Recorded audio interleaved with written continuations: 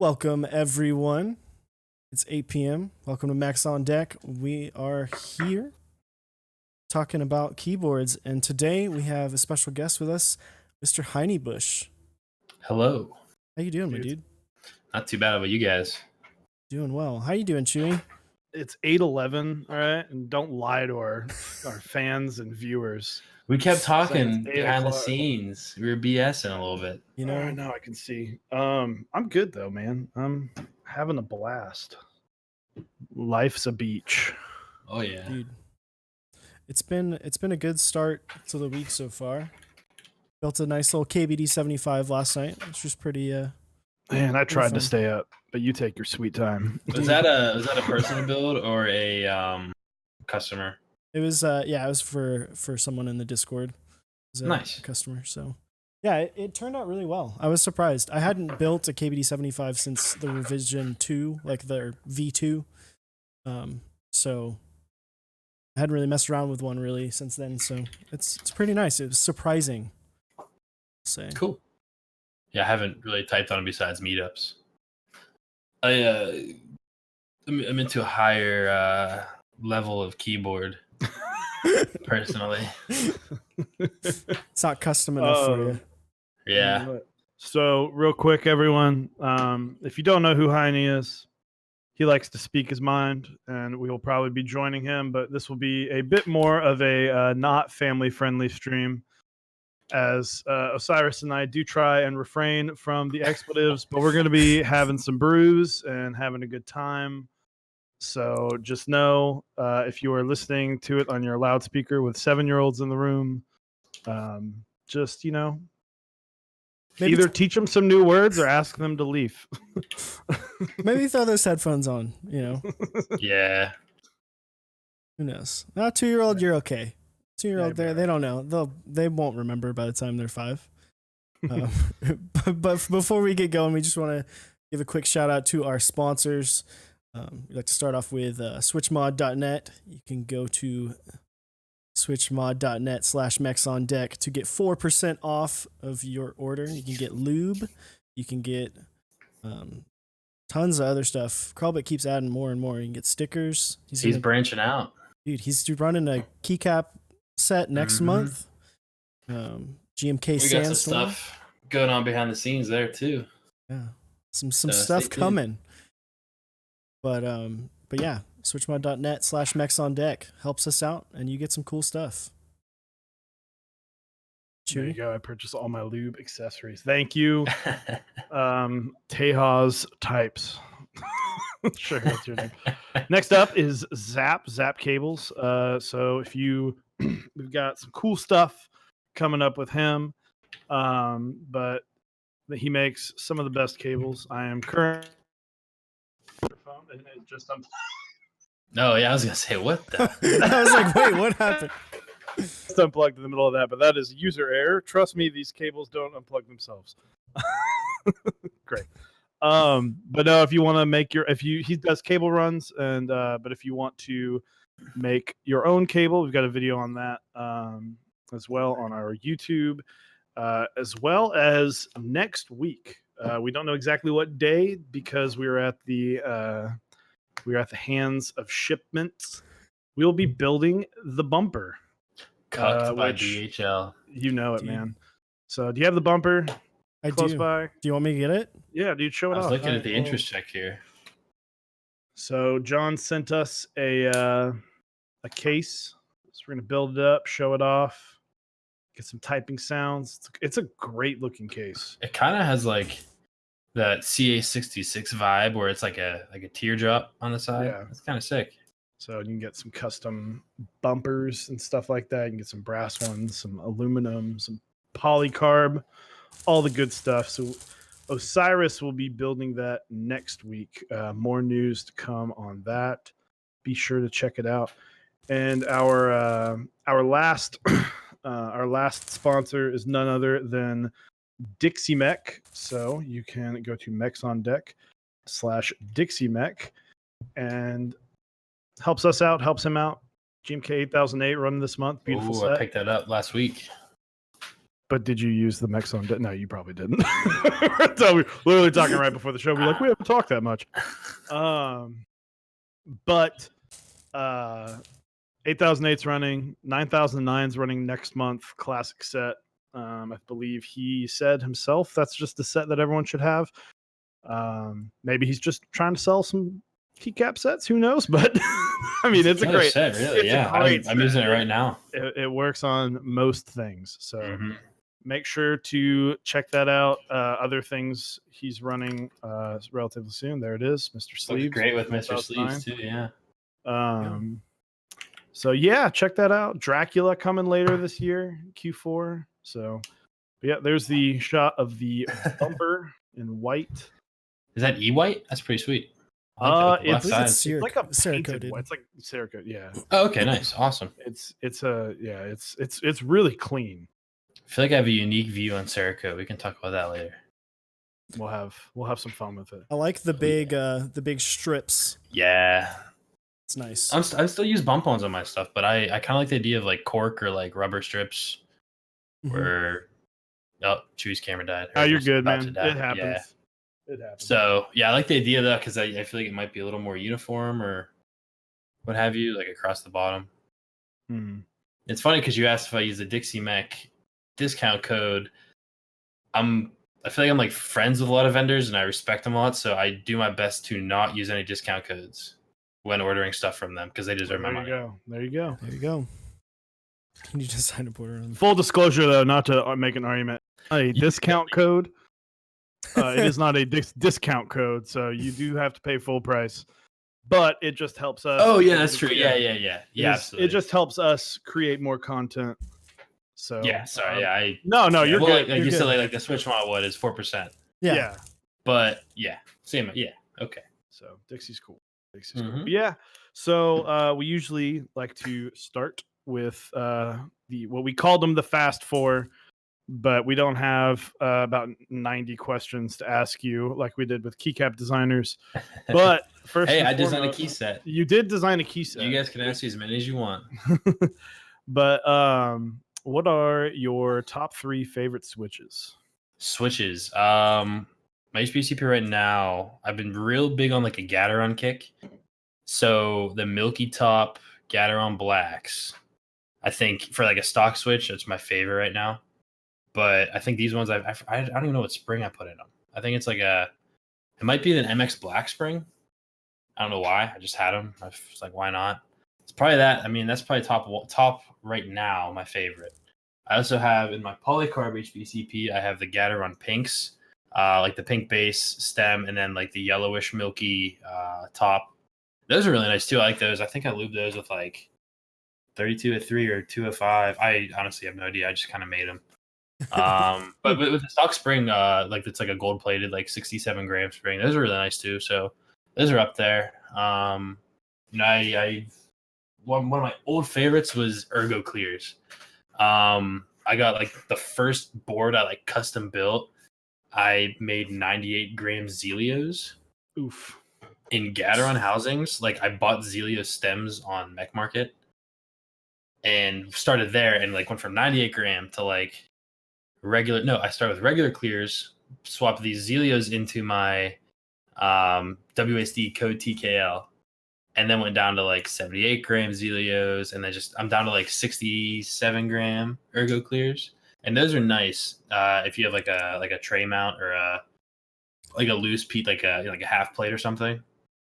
So that's probably my top 3, I would say. Yeah, Gateron Black, Milky Top, Gateron Pink, and then the Ergo Clears.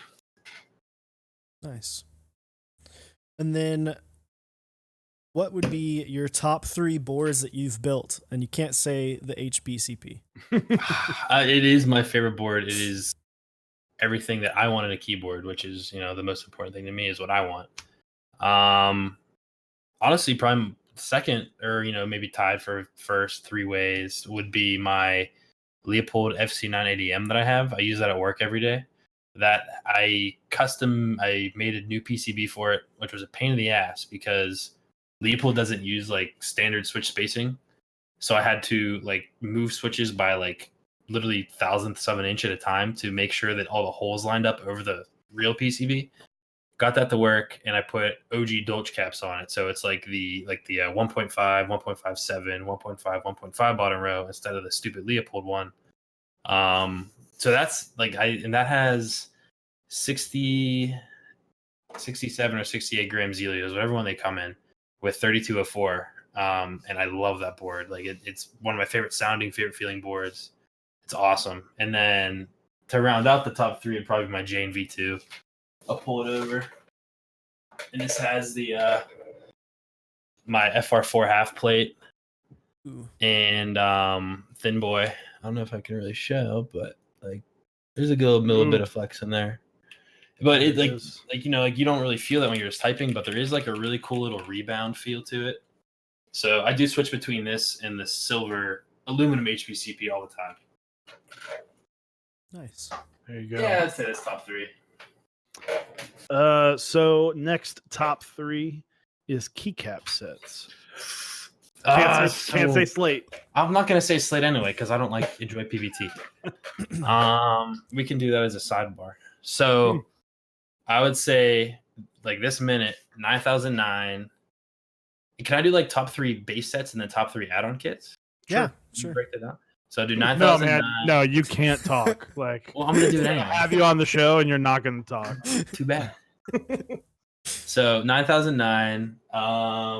I love Modern Dolch. It looks so good on polycarb. And then I don't even friggin' know. Like, what else do I like? Muted. I mean, Muted's also a classic. I don't know. I don't really have a favorite. I just like all like the the classic monotone kind of sets. Or I'm in on Handerbites, so that's gonna be pretty sick.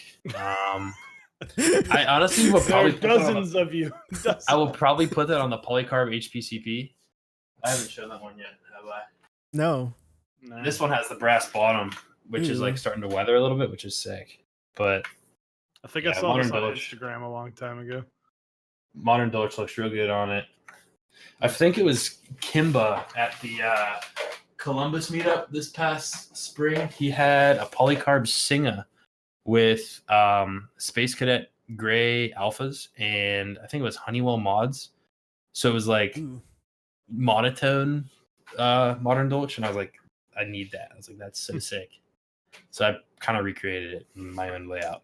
And now you're going to take that off and put the most colorful set to ever exist on Exactly. Yep. Just have some fun with it. Why not?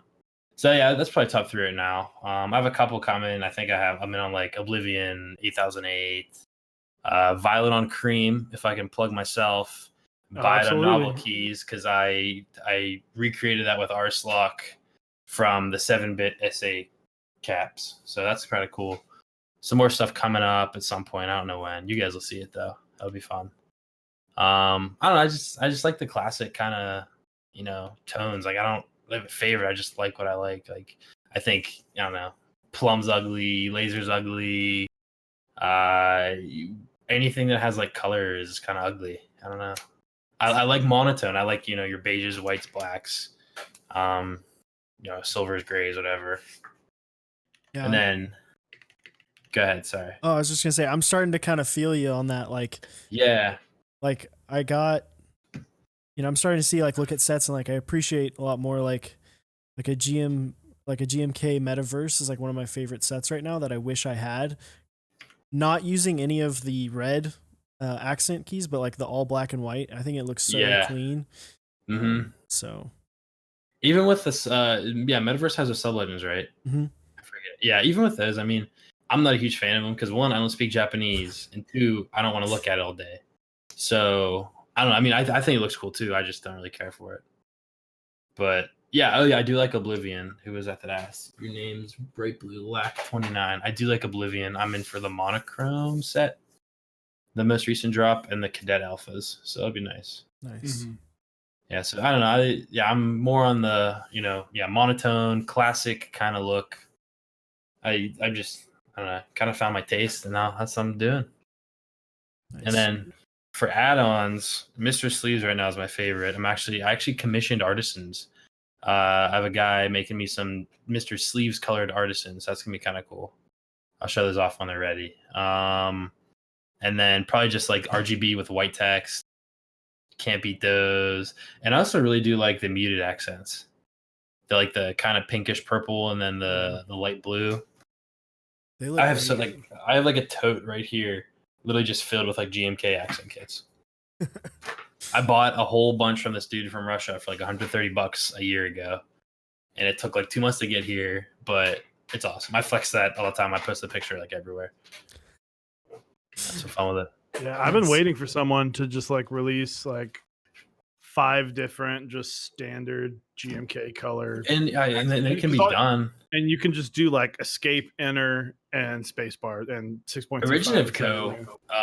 Does something similar to that where they'll have like a 6-key set. It's like arrows, escape, and like enter. I thought of doing similar stuff. I just haven't cared enough to, I guess. I think there's probably more of a market for it now with how many people are buying. Oh my god, yeah. GMK sets, like. And the aftermarkets are insane. Oh yeah, like we were talking about earlier in our Discord, like how many sets of bento are already posted on Mech Market. It's not crazy. It's not like it's getting posted at like $300 already, but it's it's still above even the asking price for the extras. Yeah. So I mean, I don't know if many investments like stocks and stuff like that would give you that much of return in about 4 months. Oh yeah. So invest in key sets. Well, I mean, if you want to, I don't know. Yeah. I like buying stuff to own it. I don't like. I mean, if I end up not liking it, I'll sell it. But people that buy like 5 sets of something just to sell 4 of them, like it's kind of shitty. I don't know. It's kind of scummy. Yeah, I feel like sets. I get like, yes, it is kind of crappy, but I also think that like at least with sets, it's like at least it's not limited.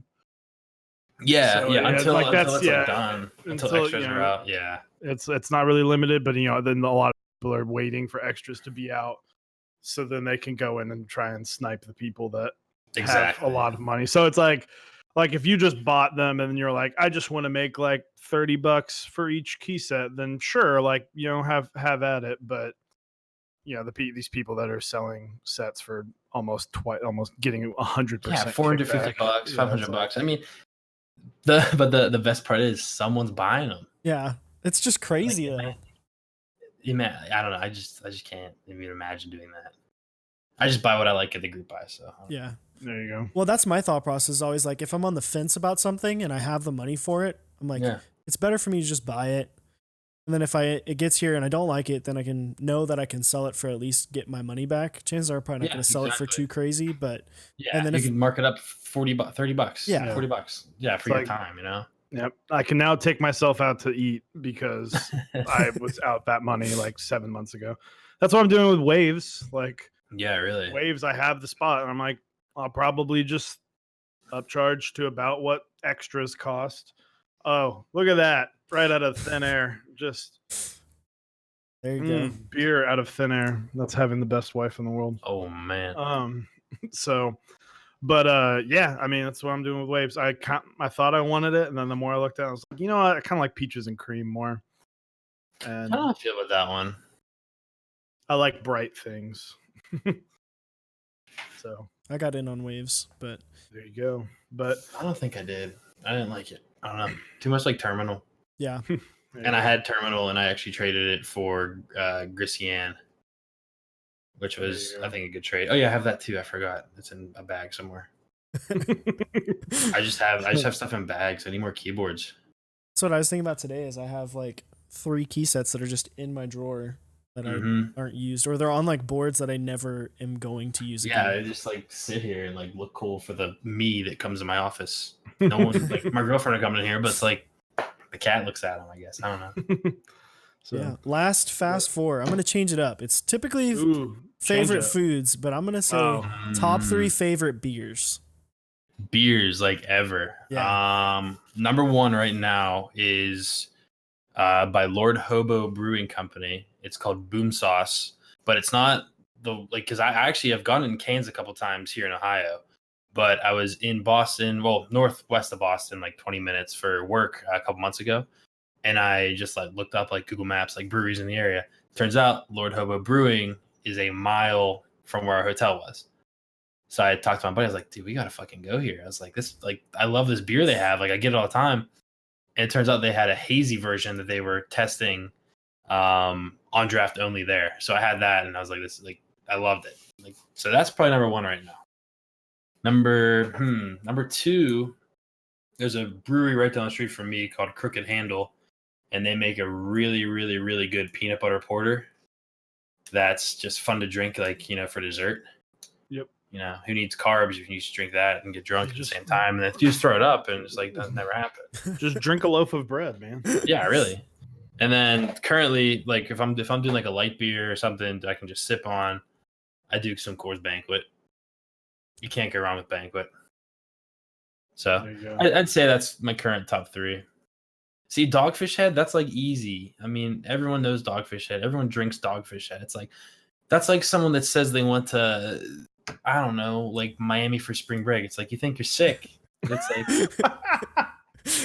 I don't know. It's so true. I like it. It's like Macallan is to whiskey, everyone's like, that's like, it's a standard, it may not be the best, but it's like, it's really good. It's like I don't know. I mean, I do like some Dogfish Head beers, but I feel like nothing against you, Willio 70. Oh no, you can crap on him as much. He's one of our best friends. It's like sitting there saying, "Oh, dude, Blue Moon, I love Blue Moon." It's like you go buy your beer at the grocery store. I don't know. I mean, I drink it too, so I can't really say too much, but I don't know. I just think it's funny.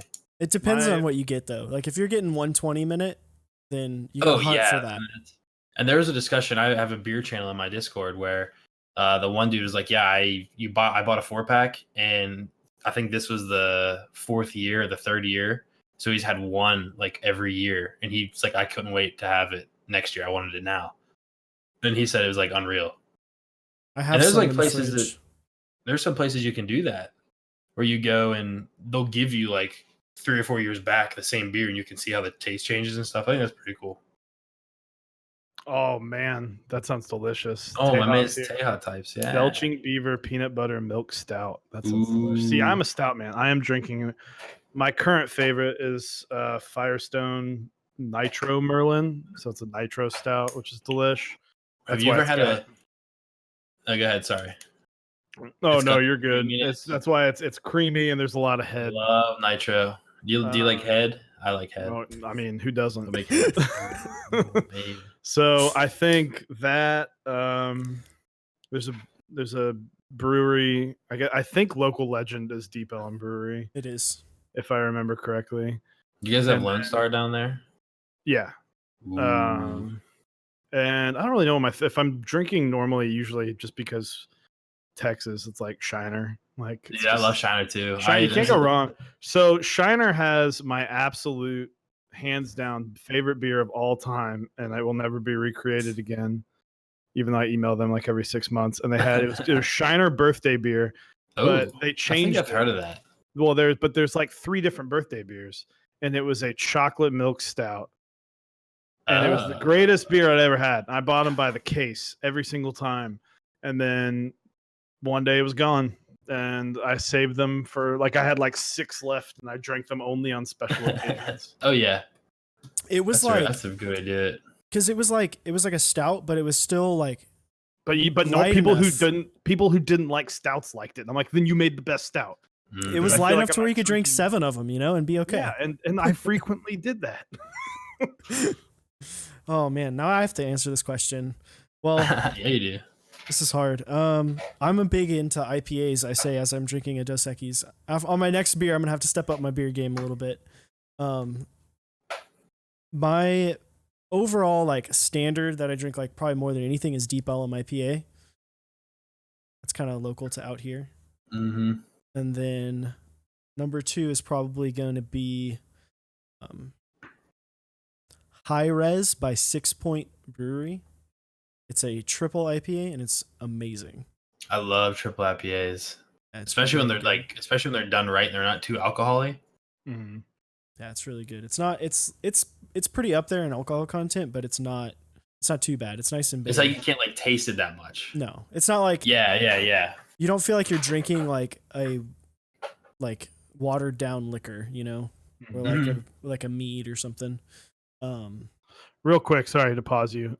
Yeah, in the chat, grab a beer. Tell us what you're drinking. Brews and boards, man. That's Brews what and we're boards. talking about It's a tonight. Wednesday, Got a baby. couple people. Samuel Cable says hello, man. It's just Thursday's Friday. Every Wednesday. And also, I forgot to say this earlier. Chillis Kid, thank you for the follow. Anyway. But man, third, man. What's the other one? Third's tough because it's like you have your main, then you have your backup, and then it's like, okay, I guess when I'm at a bar, like at Buffalo Wild Wings, what do they have? Yeah, it's like if you had to like go to like a picnic or like a family party or something, you had to grab like a 6-pack or a 12-pack that other people are gonna drink. Mm-hmm. What would you do? I mean, for being out here, I'm gonna say either Shiner or Dallas Blonde from Deep Elm. Yeah. Because those are two like solid go-tos. Love Shiner. There's a couple places that do it on Draft in Pittsburgh. Oof. Nice. So I try to get that every chance I can. And if it's I on lived Draft everywhere out here. If I lived on the East Coast, it would be Yingling, because Yingling is awesome. Yingling. I fuck with Yingling. Yingling, I can barely drink it anymore. College ruined me. We drink so much of that. Yeah, now I can drink like 2 or 3, and I feel like I have a rock in my stomach. I probably do from all the Yingling I've drank. It's that water I went to school out in Tennessee, and that was like all we ever drank. Yeah. It's either Yingling or Keystone Light. Oh yeah, Keystone Light. Oh god, you want to have 15 beers in 14 minutes? Yeah, I got real big on Busch Light in college, and then like this summer, like on vacation at the beach and stuff, Natter Days is the go-to. I love it. It's so good. You could literally drink like 8 of them and be like, oh, I just had 2 beers. Dude, the easiest drinking beer I think I've ever had. I don't know if you remember this, Chewy, but we had this beer at your old apartment. It was by Sam Adams. It was called the Porch Rocker. Oh yeah, and it was like the best. Was it like a session IPA? It wasn't an IPA. I think it was like a lager or something. It was super light, but it's super easy to drink, and it was so good. You're like, we polished off a 12-pack, and yeah, not feeling anything. It's a lager. Nice. It was really good, and it's like the best like grilling board, like burgers and hot dogs. Hanging out by the pool. Not like that BS White Claws that everyone's drinking right now.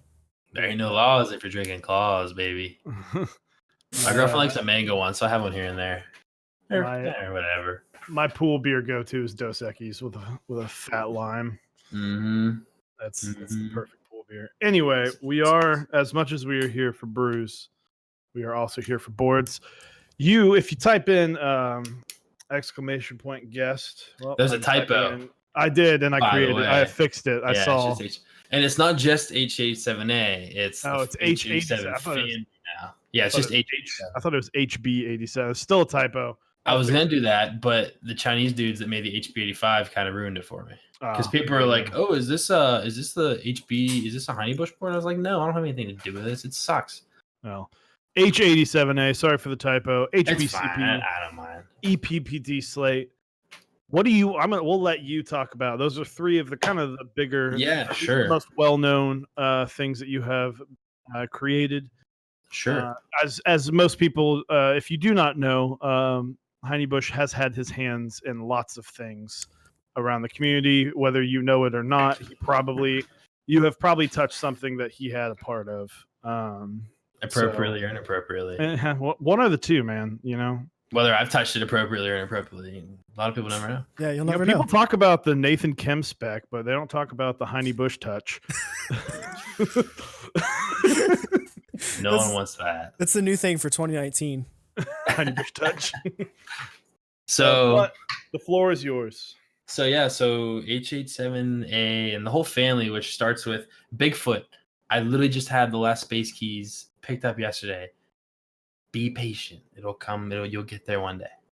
All right. So anyway, H87A and the family, it started with the H87A, and then Invisibility actually contacted me. It was like, hey, I'm running, it was some kind of acrylic 10 keyless board, and he was like, I need an A87 PCB. And A87 was, I guess you could almost kind of call it a standard developed by One Keyless KR. and a bunch of his boards used it. And then he also has the B87. So the A87 has the PC or the USB port on the top side between like the nav keys and the alphas and like F12 on 10 keyless, like pretty much where you see it on every custom board. And then the B87 has it on the other side, like between escape and F1. I think it's on the bottom side. I don't remember because it's not as common, but some of his like acrylic boards that he's done uses that. So and Viz was like, hey, can you design me a PCB so I can have, 15 or 20 of them for this buy? I was like, yeah, sure, that's a really cool idea. Started looking into it more, researching kind of, can I kind of like references from something or whatever. And I got in contact with Bad News, who runs Bad News Caps, Keycap Dungeon. And he actually had a list compiled at one point of like a whole bunch of custom Thankless boards and what PCBs they use and whether different PCBs fit in other ones. So I started with that, made my own list, did a bunch of cross-referencing and research and, finding pictures of internals of boards, like pausing videos, taking screenshots, messaging people that I thought might had ideas. And I was able to come up with, the H87A. And the A is for A87. So I did that. I ran the first group buy. I did the original, like 1.6 millimeter thick, matte black. And I sold like 150 of them or something. So like, oh, okay, like, that's pretty cool. I mean, awesome. Why not? And then I decided I wanted to start doing a thin version, which is just 1.2 millimeter versus 1.6. I was like, I feel like the flex could help because like that's right when like flexibility and gaskets and like, oh, like this is like, look at how much my board bends and how much I can sit here and push on it because like you actually, like you do that when you type, right? So it matters. So I was like, okay, this would be cool too, and it's really easy because the USB port's on the top side, so you don't have to worry about like varying thicknesses and your USB on the back of your board. So did that. And then Of the Wild, he does like the RMK stickers that like everyone posts. And if you post a picture of an RMK sticker that like you see in the wild on r/mechanical keyboards, he'll send you a free sticker. But I met him. I became really good buddies with him 2 years ago at this point, I think. He came up to a meetup in Columbus and I was there. We met and hung out and had lunch and stuff. So he was like, hey, you should make an Alps version for all these Alps boards that like you can't find PCBs for. So, or in so many group buys would only do MX instead of MX and Alps or like the hybrid kind of stuff. So I was like, yeah, sure, why the hell not? Did that. And I did the regular one, the thin one, and the Alps, and I sold like 600 total between the three, including like Novel Keys bought a bunch of stock, and proxies and vendors and whatever. So that was cool as hell too. And I'm planning on starting my third group buy in probably 2 or 3 weeks at this point. But I'm also going to do one for the Jane CE, which has the F13. It has the extra F key. This is just a prototype one now. And then there's a couple other boards that are being designed around my PCB. I make my step files available. So you can, anyone that designs a board can drag the step into Fusion, can, literally build your board around it. I can't necessarily say that, hey, look, this keyboard's great, or this keyboard's going to work fantastically. I have a lot of people reach out to me for help and stuff like that. Like how far do I need to do like below the PCB to the case and all that kind of stuff. But it's a lot of fun to like, I guess kind of have that influence where like a lot of people use my PCB now, and it's obviously not the only one. But a lot of people are using it as an alternative or as a backup or as a way to future proof what they want to do, because so many are like you desolder it once and you can't reuse it. Yep. Because the pads are pulled, and my fab Elecro, like you can literally just find them online. It's super easy. I love their work. They do a fantastic job. I get all my stuff through them. Like since I would do like prototype random, whatever I did. I use them exclusively, but they're awesome. They're great. Like the rep I work with is fantastic. So yeah, really good relationship with them, and I want to keep doing it in the future. And it's cool because I can just keep adding features to these. Like I don't have JST connectors on here, but I have like the USB port. Like you can just solder a cable, but I'm adding a JST footprint on here so you can solder a JST connector on so you can use like a daughter board without having to actually solder. Same with like if you want to do like I think the LZ boards, like TX boards, they'll have like the RGB shit between the nav keys and the arrow keys. I'm putting a JST on here with a slot so you can plug in a USB RGB strip, or no, just an RGB LED strip, and it will run like as if it would be connected with, to the underglow. So that'd be cool. Hot swap boards. I've thought about it. Something is in the works. I can't say too much at this point, but stay tuned because it might happen. We'll see. I do hate hot swap myself. I don't care for it. I will never use it. But we were talking earlier today. I get why people do. I just like soldering because I literally have like infinite PCB. So if I ever want to make something again, I can just do it. Mm-hmm. I just solder the PCB on it. I'm good to go. Oh, and I started getting to like different plates and stuff for 10 keyless boards too. So I do a lot of FR4, which people are loving. I'm really happy about that because it wasn't really used before. I mean, it was used here and there for boards, but I was like, I'm going to try FR4. And some other guys have done it before me, and I kind of got inspiration from them. And FR4 is literally just PCB material.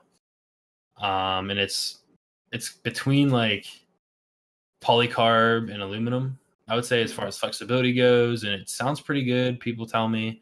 I have a half plate on my Jane V2 with it, so I don't really know how it sounds as a full plate. I haven't tried it, but I've heard good things, and they're pretty cheap and easy to make. So I've done MX ones, I've done some Alps ones for like, and another thing I actually found and made that pretty easy was a lot of boards use the same plate file. So like the Orions, the Jane V1, I think the Moon, the Mira, they all use the exact same plate. Which I was like, okay. I was like, knock 6 birds out with one stone. I was like, sweet. Makes it easy. And yeah, it really does. And like I had no idea, and I don't really think people really knew that until I dug into it and found out a lot of stuff and asked people. And like I would send people plates and say, hey, does this fit in your keyboard? And they're like, yeah, it's fine. So it's pretty cool. I've been doing a lot of that. I have a whole bunch of Jane V1 and other stuff in stock. I need to restock my Jane V2 because I didn't realize they would sell it that fast, considering there's only like 80 in the world. And then I'm gonna do when I bundle the H88, which is the Jane CE version. I'm gonna bundle like FR4 plates of that. So that'll be cool. That'll be fun. 2 birds, 1 stone. Yep, exactly. I mean, may as well. Like I said, they're cheap. Probably, I assume it's coming from the same place. So yeah, I do all my stuff with them. It's great. They love the work.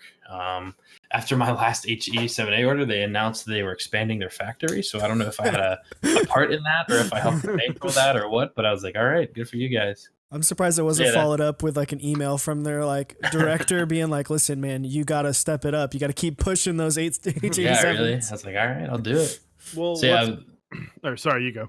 No, I was gonna say, so like H87A obviously is kind of like the big PCB I do, but I'm working on like I want to do a 60%, but I don't want to do like I don't want to do like the DZ60. You can have 2 different ZXC rows, and you can have 96 different bottom row combinations. I want to do like win keyless, which HHKB is win keyless, just without the outside 2 keys.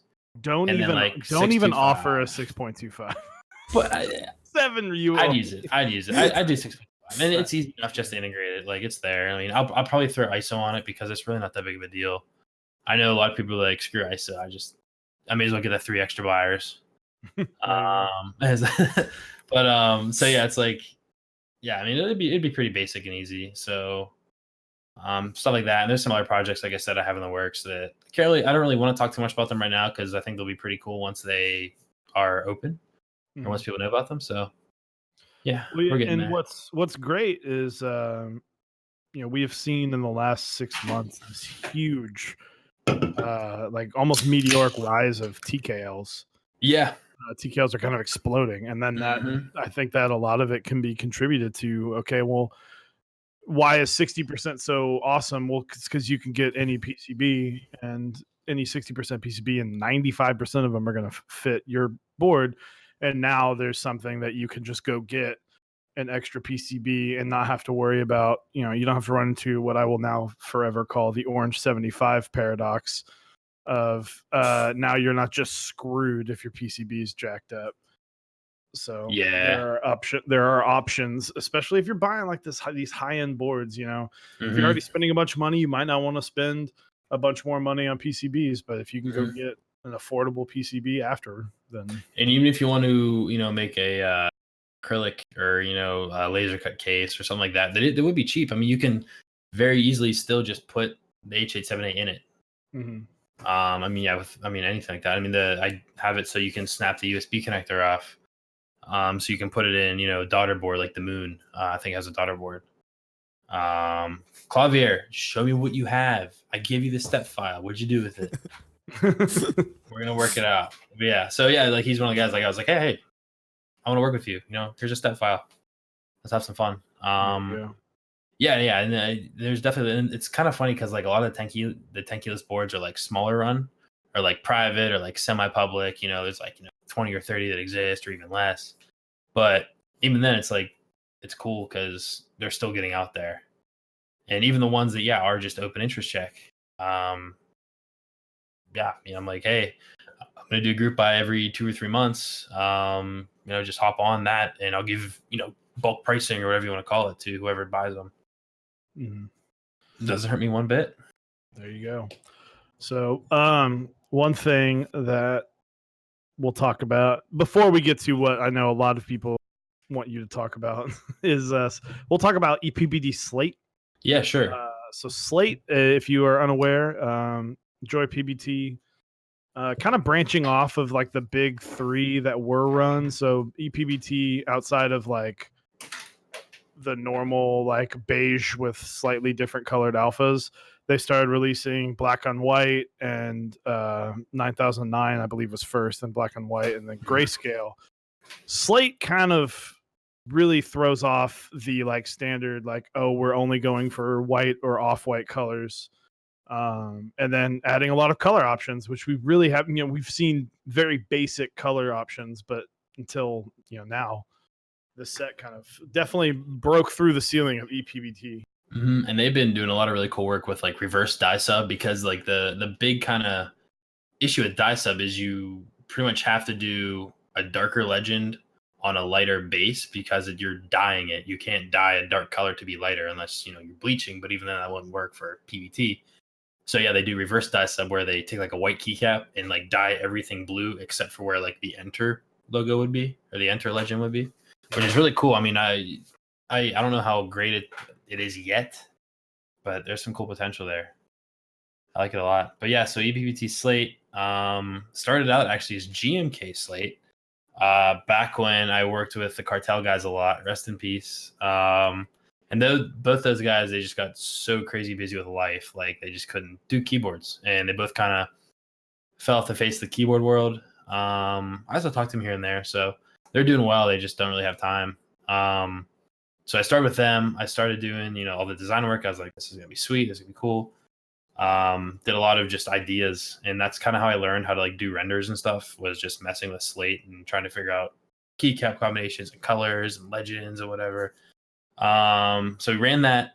We launched it the same day that GMK Laser launched on Massdrop. So that was still very much the time where like there could really only be one GMK set running at a time and hit MOQ, which was like this time last year. Yeah, well, yeah. I think this ran 2017, December 2017. Yeah. And I was like, guys, like there was like 60 or 70 kits ordered. And I was like, this sucks. I was like, whatever. So that sucked, but yeah, then it kind of fell off the side, and then I forget who was. Someone was like, you should try running an EPBT. I was like, all right. I mean, why? Worst case, it happens. And so I messaged Way from KBD fans, because that's pretty much the only way to get into contact with EPBT. For some reason, maybe he just knows him well or something at this point. So, I mean, maybe that's like the Western way to get in contact with EPBT, because I'm sure there's other ways to find them, but I don't know them, or I don't care enough, or I don't know the right people or whatever. The Western way. Yeah. Sorry. So I'm just making really bad puns. So I messaged him. I was like, hey, I want to run the set. He was like, okay, yeah, great. Let's do it. And I did all the fulfillment myself for the US orders and the Canadian orders. Probably should have just had him do it all because he offered to. And I was like, oh, I want to do it myself. Like why not? So that it actually was pretty successful. It was a cool thing to run. I don't use it because I don't like ePBT, but so many people wanted it and were asking me about it. I was like, I mean, I have to do it for everyone else. So I do have like a full set or two over here. There was just weird like inconsistencies, like B keys on the wrong profile. There was like 3 or 4 of those for some reason. Just B keys, like that's it. I think there might have been like a V, but they're B specifically. And then I had an issue on my site where I didn't put the final kit sheet on, and I had like a different page down and page up, and some dude on Geekhack like tried to ream me about it, and I was like, dude, like I made a mistake, like I'm owning up to it. And he like uploaded like what I did in case I tried to like change it without telling people. And I was like, no, like that was my bad. Every other site shows as the right thing. And he was like, okay, I don't want this set anymore. And I was like good. Like, I don't want you to have my set anymore. I was like, screw you. So I was like, whatever. So that was funny. But yeah, I don't know. It was all right. I just don't really want to do ePBT stuff anymore. I'm just not really into it. I mean, it's definitely there. There's definitely, you know, markets for it, obviously, considering all the cool interest checks. And Gawk did a great job. He's from New Zealand. He did a fantastic job helping me with all the legends. I think it was one of the 9009 runs that he like straight up remade every legend because it was black on white. Yeah. And then it was like black on white. He went through and like made sure that every single one of them was fixed. Because the first like 2 or 3 rounds of 9009, I think the first 2 were like, you would look at like the control key and they'd all be different sizes. Like every single letter in the word control would just be off. And then he literally revamped them all himself and helped with, you know, he like icon ideas. He's like, oh, like we should do this caps lock icon. So it's like the shift up arrow, but with like a second bar instead of the down arrow, which I would have done with GMK. So yeah, I mean, he's a massive help, and like he's really, really good with that. I was really impressed, and it was super easy to work with him. And KBD fans was pretty easy to work with, barring, I mean, even though the fact that like they're in China and English isn't, you know, the first language, obviously. But it worked out pretty well. It was successful, except for like the couple of people that got stupid wrong keys, and I obviously, you know, remedied that the best I could. But yeah, that was fun. It was cool. I want to do GMK sets. I have some good ideas. Like I said, some stuff in the works, some stuff under wraps. So those will happen eventually. Yeah. Absolutely. Yeah, I always forget like how much different PBT sounds than ABS. Like last night, like I said, I was building that KBD 75, which it has ePBT 9009 on it. And I was just like typing on, I'm like, I forget how much like deeper of a sound it is. It's like it even like feels different. Yeah, it's just not as crisp. It's just like overall just not as crisp. And people are like, "Oh, but GMK ABS shines." It's like, yeah, like man, it's good. Like, Heine, I've got something for you. All right, I tested this out just for you. I'm ready. All right, ready for the chat? Boom, there it is. That is the command. That's right. I forgot. Set up yesterday. I forgot. I did that the other night in your Discord. That's right, dude. It's so true. Wise words. It's like, I mean, like we were talking earlier, like the whole, you know, people reselling key sets and just buying them to resell them.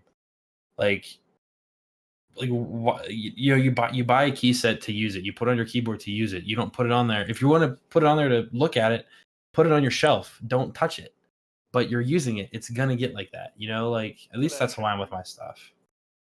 Yeah, that's beautiful. I love it, and it's not supposed to be even. It's like, you know, I mean, I know people that would like switch up caps to like try to make them even, but like my muted shined to hell, but I love it. The Grissy set, I bought it shined. I knew it was shined, and I was excited. The shiniest set I've ever seen was Tyson. I don't know if Tyson's here. His 9009 is like smooth. It's the smoothest key set I've ever felt. For whatever reason, didn't he like do something with it, like a buffing wheel? Oh, I don't Maybe. know. I have no idea. I don't know. Dude, his like in key for whatever reason is like, it is so shined that it seems like the profile is changing. Like that is how like all the edges are rounded off, and that's awesome. Dude, but it's no, I definitely agree 100%. It's like, you spend all this money on a keycap set, don't baby it, you know? Yeah. Same idea as like people that buy shoes and then like complain when they get dirt on them, and but after they wear them for like 3 weeks straight, it's like you're literally like you're using them. Like if you don't want to use them, if you don't want to get dirty, don't wear them. Put them on a shelf. Look at these scuffs. Yeah, dude. Those are I pretty wear clean. them all day long. I bought a pair of chalk white Ultra Boosts, and I was like, oh, these are so cool. Like I want to try to keep them clean. I've worn them like every day for the last month and a half, and like they're clean. I wash them, but they're like they're not pristine. Like I wouldn't resell them, but I don't want to. Like my Jane V2 that I could, people sell them for $1,500. I don't want to. Like the bottom of it's like scratched from being on my desk and stuff, and like it adds character. Like I don't know, it's mine. Well, we talked about that a lot, like with guitars. Like people want to have this pristine guitar. I'm like, no, man, my You want to shred on it. Yeah, my Telecaster is beat up. There's paint chips and all that. I had an old 335 that had like just destroyed because of the finish. The above the humbucker, the pick just absolutely destroyed the guitar with it, and I was just like, but I love it. It looks amazing. Like, it's all character. I mean, in the end of the day, like it's what makes what you have truly yours. I think. Because no one else is going to replicate it exactly how you are, or has made it or will make it exactly how you did. Yep. Which is literally the entire point of custom keyboards. When you think about it, Yeah. Exactly. Yeah, you drop a beer on your Jane V2 and it's got a big dink, boom. At least you have that story about the time that you dropped a beer. couple of nights with a few too many. Yeah. I try to be nice. I use coasters. There you go. Hey, me too.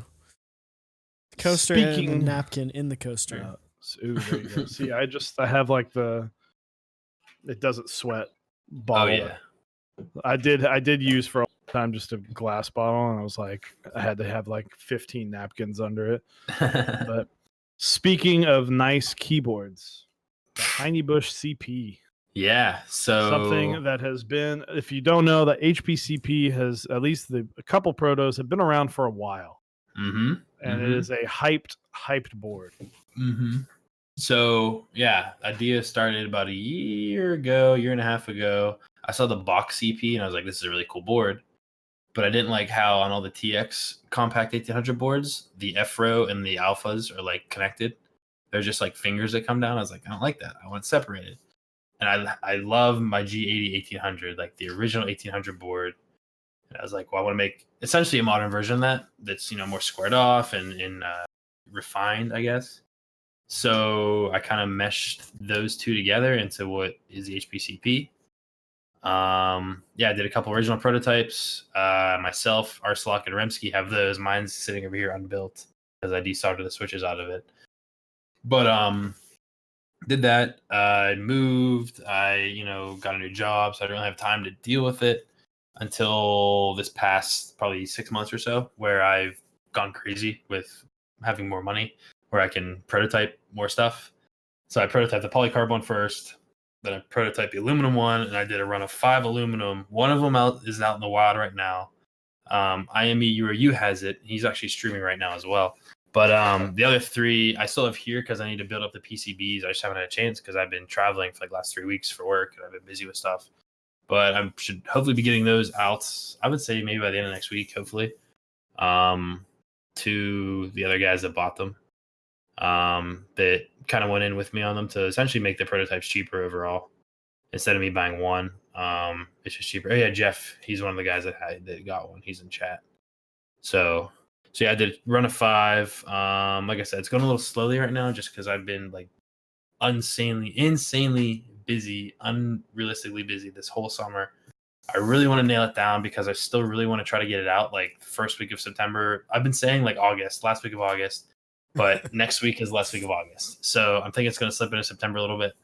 But honestly, at this point, all I have to do is get my final quotes from the factory. I know I'm going to run it in silver, black, and pink. It's going to be the X60 pink. I actually have a bottom. I had to get the bottom remade because it was a little shallow. So this is going to be the pink. My camera's kind of faded out, but it's a really nice, like soft, rosy pink. And do those 3 colors. I'm going to do polycarb clear and frosted purple. to match. Like I have a nice little color reference here to match the Atomic Purple. Oh, there you go. The Game Boy case. So, and I did cool. get a sample of this, and it's like perfect. So that's gonna happen. As far as exact numbers go, probably do like 50 or 65 aluminum and like 35 polycarb public. I will do, private, friend and family. If anyone PMs me for a friend and family, no, you will not get one. I've reached out to people. They're already all pretty much claimed for, or spoken for. So yeah, that's happening. Like I said, hopefully in the next couple weeks. I need to get the PCB. Well, the PCB itself is fine. I need to do the Alps PCB because I'm planning on doing an Alps PCB and plate. Plate options for the MX are going to be brass, FR4 full and FR4 half. There's going to be a brass weight in the bottom. See, I'm still torn. I don't know what the hell I'm going to do because the polycarb one, I have like the weight version with the brass weight in it. But I also have, it's going to be impossible to see on screen, but if I like put my light. Oh, I see you it. can see HBCP. That's cool. Yeah, so it's engraved awesome. on the inside, HBCP, in the same font as like the weight would be. Yeah, it's just on the inside here. So I'm hoping to do like this. I only want to do that because it's like literally 2.5 pounds lighter with just this versus like having brass. But yeah, so I might make them both an option. I just don't know how much they'll cost if I do both. But I need to figure it out. I need to talk to my people and figure. I just need to figure it out. I don't know. And then for Alps, I'll probably do like an aluminum plate and a FR4, and it would be like fixed layout, ANSI enter, win keyless bottom row. If you want to Dremel it and customize it, go right ahead. But I'm not going to be doing that for anyone because I don't care to. No, Not even with your nice power tools. No, I could stop now and like I made the keyboard how I want it. Yeah. Like, I remember like there was some dude like 8 months ago in the Geek Hack thread that was like he literally put like 3 paragraphs up and was like, "Oh, you should do this, blah blah this." I was like, "No," I was like, "Just design your own board if you want me to redesign mine." It's like Fusion is free. Go on YouTube, watch 2 hours of tutorials, and try to make something like everybody else does. Mm-hmm. Good luck. Like, no. I feel like sometimes people think too much into like someone releasing an interest check as like a, hey, I'm looking to make this like completely different. It's like, no, this is pretty much already done. I'm just trying to see if people are going to actually help me make what I want a reality. Yeah. There's a big difference between like, here's an interest check. I have a prototype. I will be ready to make this, to launch as a group buy in 2 months versus kind of what I did with like with HPCP, where it's like I have renders, but that was it. But that was like a living project thread almost. But yeah, versus people that like for a key set, they'll toss up like a KLE and be like, I made GMK Naruto. It's like Naruto. I don't know. I'm not a weeaboo. I don't know how to say it. No offense, Chewy. Oh no! You said Dragon Ball Z. Dragon Ball Z, same man. thing. No. You might have just triggered him a little bit. Man. Oh no! All right, see you guys. But you know what I mean. It's like I get what you're saying. It's all about the presentation and like there's like difference between like an interest check and like here's an idea. I totally feel you. I mean, I won't talk too much about this, but I am in the process of designing a board, and I had actually talked to. Oh, really? Yeah, and after more news to come on that soon. You guys will hear about it. You'll hear about it eventually. But Osiris and I were talking about it, and we were like, "Oh, we could do this, and then I was like, "I don't want that." And then I was like, "You know what? Screw this. I'm just going to make exactly what I want, and if people like it, then they'll join." And enough people, and it's nothing crazy. Osiris has seen it, and there's nothing. I'm not breaking anything. I'm not trying to break the wheel or anything. But like, it's exactly what I want. And then Osiris now is like, yeah, that's exactly what I want too. Now, like it's simple and it's and if people don't want it, then it's like, okay, then don't buy it. Yeah, exactly. There are other things out there that you can go buy. Go buy the Matrix Tankulus with fucking hydraulics and 32 badges, and I think it comes with like a 22-inch spinner rim, so you can put on your Escalade and hang out with your hydraulic keyboard.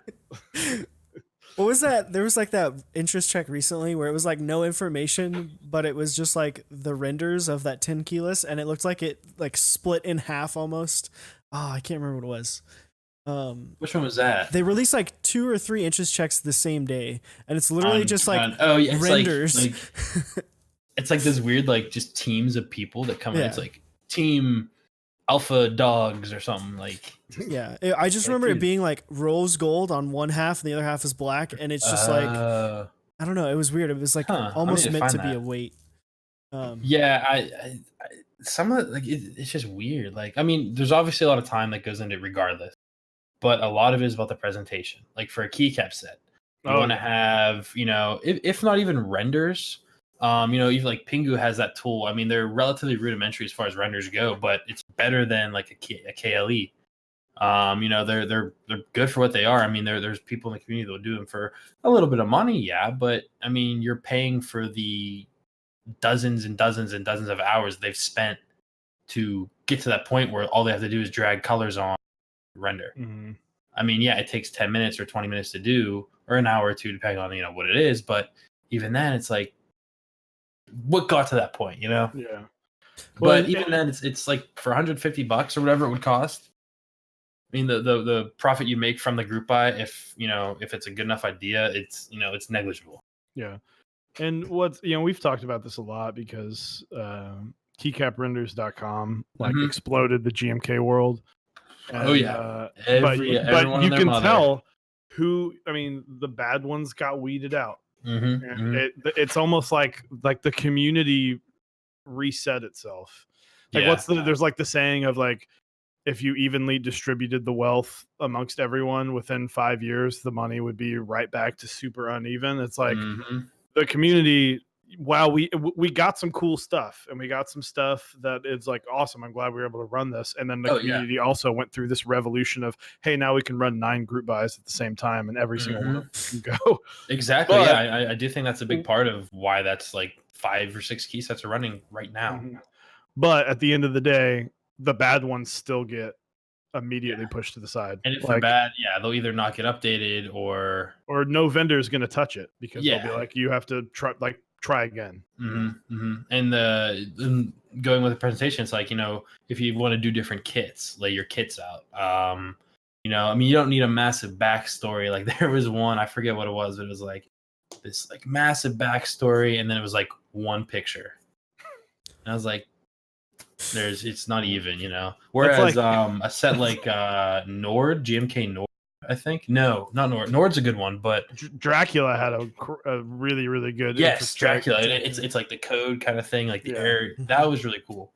They did a good job of that. That's one of that, and anything Rinsu has done, I think, are just like if you are a aspiring GMK creator and you want to make a keycap set, go to Rinsuya or the guy that did Dracula and just look at his interest check and try and copy it, because really. And that's the best way you're going to be able to get a lot of ground beneath your feet.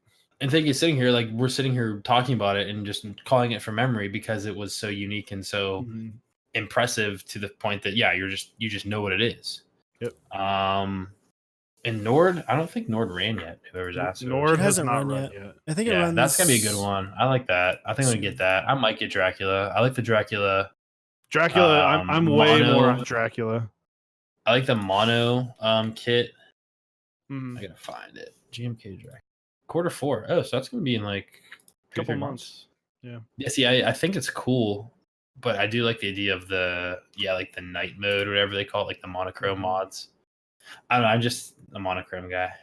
So basically, don't do a GM or a interest check like GMK Leaks did, where it was literally just just KLE. Oh, was it first? Oh, he's got renders now. He's got renders. Yeah, he does have renders. There are times where like it it builds on itself. It's like a living thread, but and it's literally because people are like, let me see renders, or I want to see it on a board. Yeah, more than just this. It is tough to do, but If you're like you said, you can make that money back. Yeah. Like, And if it's a good enough idea and you work enough on it to refine it to that point where people will want to buy it and vendors will want to hop on, then yeah, you make it back no problem. In the grand scheme of things, it's worth that investment to have that much, higher of a presentation level. you get out of it what you put in. Exactly. And there are even some people that are like willing to wait to get paid until it like runs, to like build it into the price of the set. So, and that's one of the coolest things too. It's like, like VOC right now, people are like, oh, I got to pick that up next week. I'm like, the fact that you're like going out of your way, like, be like, damn, I need that money, like, to buy this. Like, it's such a cool feeling. I don't know. It's neat. It's fun. What do we think about 40s kits? I think they're needed. I think they're enough. I personally, if there was a way GMK could like super lower the MOQ for that, I think like that would be ideal. Like if you could get MOQ to like 50, then I think every single set should run. Didn't Oblivion have some that were like 50 or 75? That was like Colvrak. I think so. And something else. And that's a like relations with people, but I mean it can happen, and the return on those sets is good enough that you can pretty much, if it hits like 50, you can buy out the rest with profit. You might not make money initially, and you probably will never sell those kits, to be honest, for like 3 years. And that's why, I mean, you see the mass drop recap where it's like you're still getting like sets that no one bought from 3 years ago that they're still trying to sell for $30 more than they sold the $45 kit for. Yeah. So I mean, there's been like a lot of research and work and stuff done by people that design keycap sets that have done it successfully numerous times, that show that certain kind of kits are literally not worth making, or not worth appeasing those 3, 4, 5 people that are like super vocal. I mean, it sucks. It's a shame that that's how it is, and those people can't necessarily have exactly what they want. But at the end of the day, there's not much to do.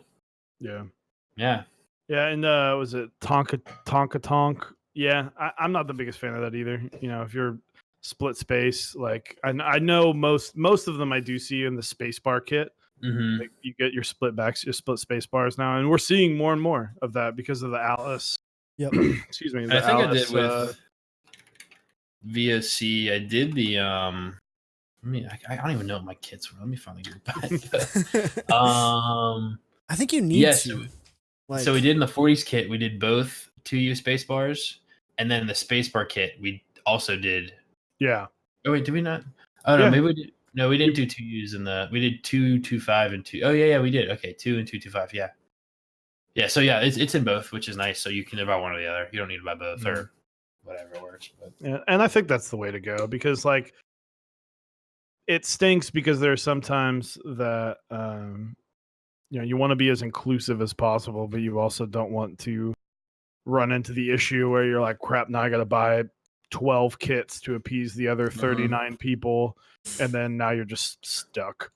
and that's when it gets to like the either a really bloated base kit or your numpad kit is broken out and you have ISO in the numpad, stuff like that. And it makes sense why I've talked to like Dixie, for example. He's been splitting out his numpad, and I talked to him why, and it's not like it's a bad thing.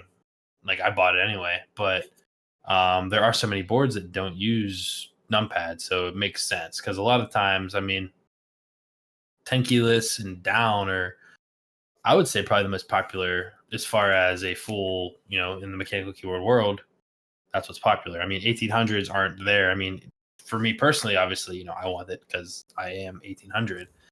But but yeah, it's like, it makes sense to save people having to worry about just having them there. Yeah, because like you said, 87 and under, 10 keyless and under is like the bulk of the community. Yeah, really. You have like your weird niche layouts with like a 60 and an numpad, or like a Blackbird, or even like the weird 40 that has like an numpad. The candy bar. The candy bar. Yeah. They like that. Yeah, and there's some others too, but I mean, Or I like don't know, what you can do with the freaking KBD 75, where you can do a 40 with a numpad next to it, which is like, why? Like I'm looking at the PCB, just like, what? The funniest thing. That's one of the things. Cyrus messaged me and he's like, dude, Oh my something's God. really messed up with this. And I was like, oh, it's because you could support a numpad. And he was like, wait, what? And I sent him the picture of the layout. It's like, this is the dumbest thing I've ever seen. That's one of those things where I literally like just see it and I just think China. Yep. It's and the Chinese designers and like stuff that they want to do, like it is concentrated in the Chinese community. Where and like honestly, I mean, pretty much most that all of us would see from the Chinese community is, weird shit like that.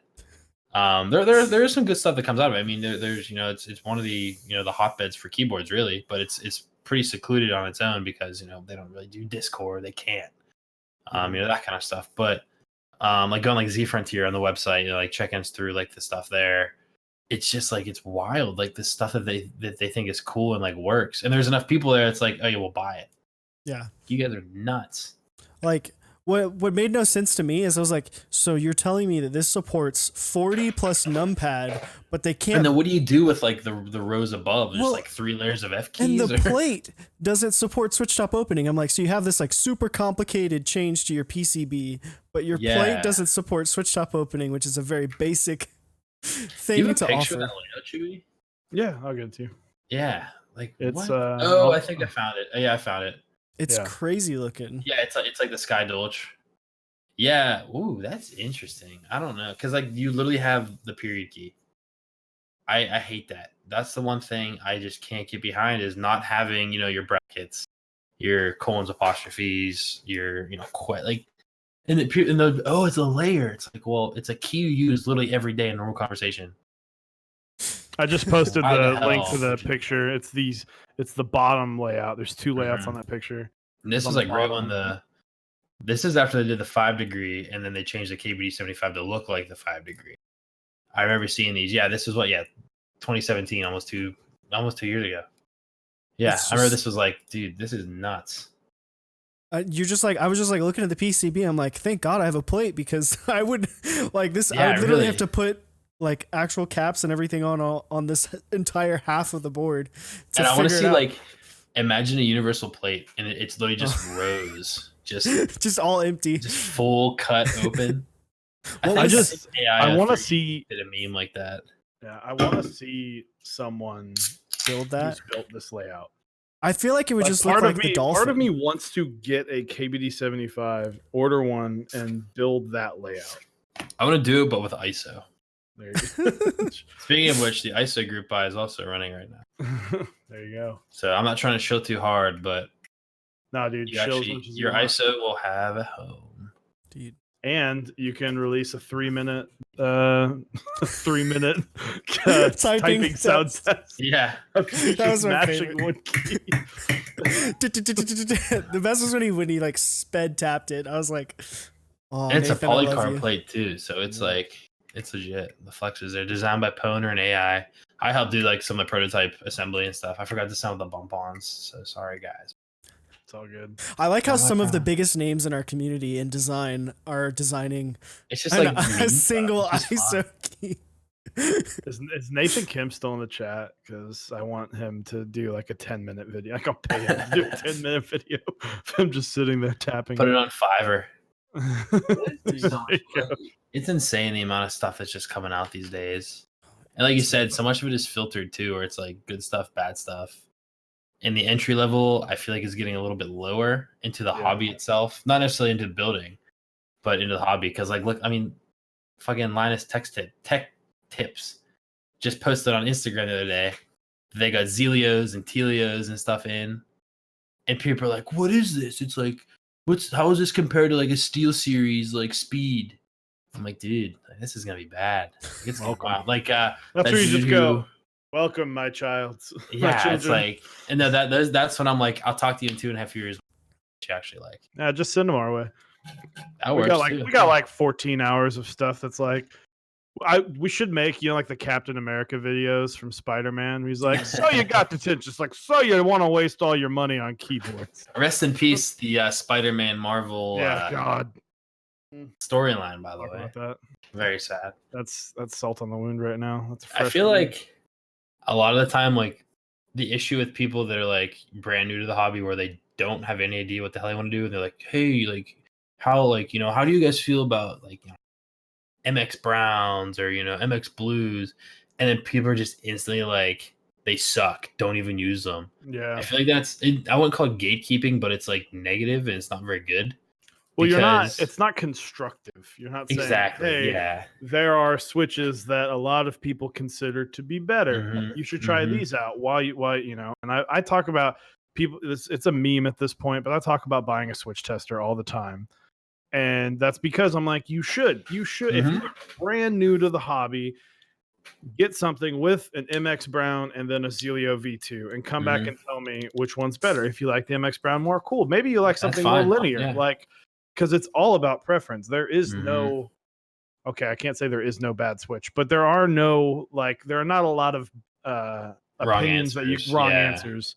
There are a few. Sorry, Greetech, but I was waiting for the Greetech. Yo, China loves Greetech for some reason. Why? They're the scratchiest switches ever. I have no idea. I don't know. I think they maybe retooled them at one point and they got hyped up, but I mean, but the same. I'd say with a switch tester, make sure you get 3 of the same switch so you can actually sit there and pretend to type instead of just pushing. Yeah, because that's more natural. I don't know. Yeah. And we've talked. If Gio's still in the chat, he always gives me shit about this. But yes, you won't be able to get a good feel for what the switches actually feel like. But I can give someone something like a Holy Panda and then next to an MX Brown and be like, "Hey man, which one's better?" This is tactility. Be like, "Okay, that one is more tactile." And be like, "Okay, now we know if you want to go for something that bumpy, then go for it," or something like that. But I would say MX Brown is like a gateway drug because you either want more tactility out of it and then you go down that Ergo Clear Zelio Clears route. That's the exact same thing I did. I went down the Clears route. Or you're like, I don't really like that little bit of a bump. So you go down the linear side. Yep. Or I mean, clickies are just kind of there. I think it's kind of like, hey, this is why click bars are better than the click jacket. Just buy navies or something else. It's funny because your Razor Greens and MX Blues and stuff are so popular in OEM boards. It's because weird. I just don't think people really. I mean, they're fine. For the most part, you're sitting there in your house playing, Path of Exile or whatever. Terraria or whatever the fuck you're playing. I don't know. And you're just going to it. But once you realize okay, I don't really know if I like this, or you see a meetup because you subscribe to the subreddit, you're like, oh, I'm gonna go check it out. The first meetup I went to in Columbus, some dude showed up with a Corsair K95, a K70. It was the full size with MX Reds. He had the USB cable wrapped around it. And I was like, yo, what's up, man? How you doing? He's like, dude, yeah, I just have this Corsair, but I really want to try their stuff. And I was like, well, you're in the right place. So go to meetups. We were just at the Houston meetup, and we have an entire episode about that. It was just 50 minutes of being go to meetups, because you will not Osiris and I, through multiple meetups now, have discovered we both hate tangerines, dude. And a lot of people love tangerines. So but you can't go into a Discord and go, what's your favorite switch? Because you're like, well, I don't know, because mine is this, but you and I are very different. And it's all very relative. Yeah. And then because then you can go into spring weights where it's okay, well, that's going to change everything also. So there's just so much you can into it. And that's where the whole, let people forge their own path instead of forcing them to take a specific path or telling them that a path they're trying to take is completely wrong. Because it helps them, get to the point that we're at, where, it's exactly what we want. Yeah, we know exactly what we like, what we want out of a switch. I can spend 5 minutes with C3 Tangerine board and know, all right, this isn't for me. But then I walk over to the Brown Alps board and I'm like, I wish I had, I wish I could get this many brown Yeah. Alps and not pay $500 for them. But The only clicky board I actually do plan to build is I have a Alps here. I'll grab it. My headphones are too short. So it's an Alps, White Alps 1800. Ooh, there you go. So I'm gonna desolder this. I need to find like a new bottom row and an ANSI enter and stuff, but I'm gonna build HPCP. You don't like the Alps. giant ass inner? I mean, I honestly am considering putting support in for it.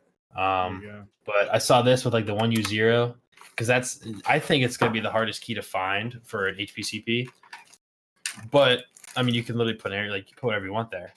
I just want the right legends because I'm an asshole. But yeah, so I was like, okay, I bought this. I'm gonna use White Alps just because why not? But yeah, I don't know. It's all preference. At the end of the day, it's all relative. preference. It's all what you like. Everyone else is wrong. That's how I feel. I'm like, you guys, everyone's wrong. Yeah, I fine. keep seeing people saying tangerines are the best ever. I haven't tried them personally. I almost bought some off of TKC because he had some extras that had the opportunity to buy, and I was like, I'll pass. Well, it's like I have a box full of face switches, and I'm like, these are fine. But a lot of people lost their mind. But I'm like, they're all right. They're cool. Yeah. Like they're fine, but they're not. Yeah.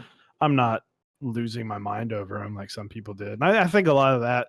I think if you look at face switches, that is the definition of FOMO. Dude, recency Like, bias, man. That was just like oh god, like I'm like Linyars. I know people like are just kind of like, yeah. I mean, they're good. Yeah, they're cool. They're recolored, like neat.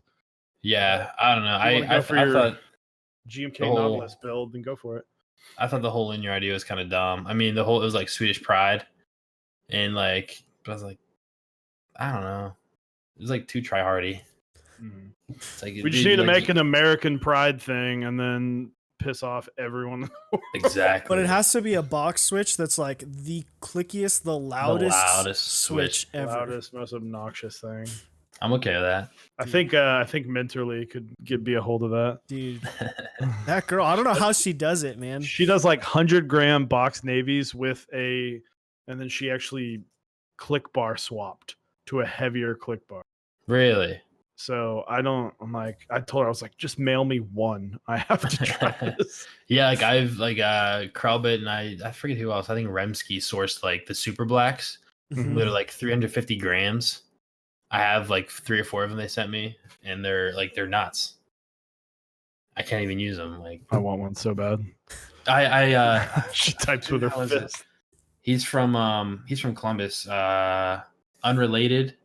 I think his name's Mason. He has I think it's like a tofu or something, or it's like a KBD fans board, but he built it with super blacks. And I think he has the 150 gram versions. That's not too bad. Like it's fun, and it's like XDA. It's a plank. That's what it is. It's a plank. That guy comes to the Texas meetups all the time. Really?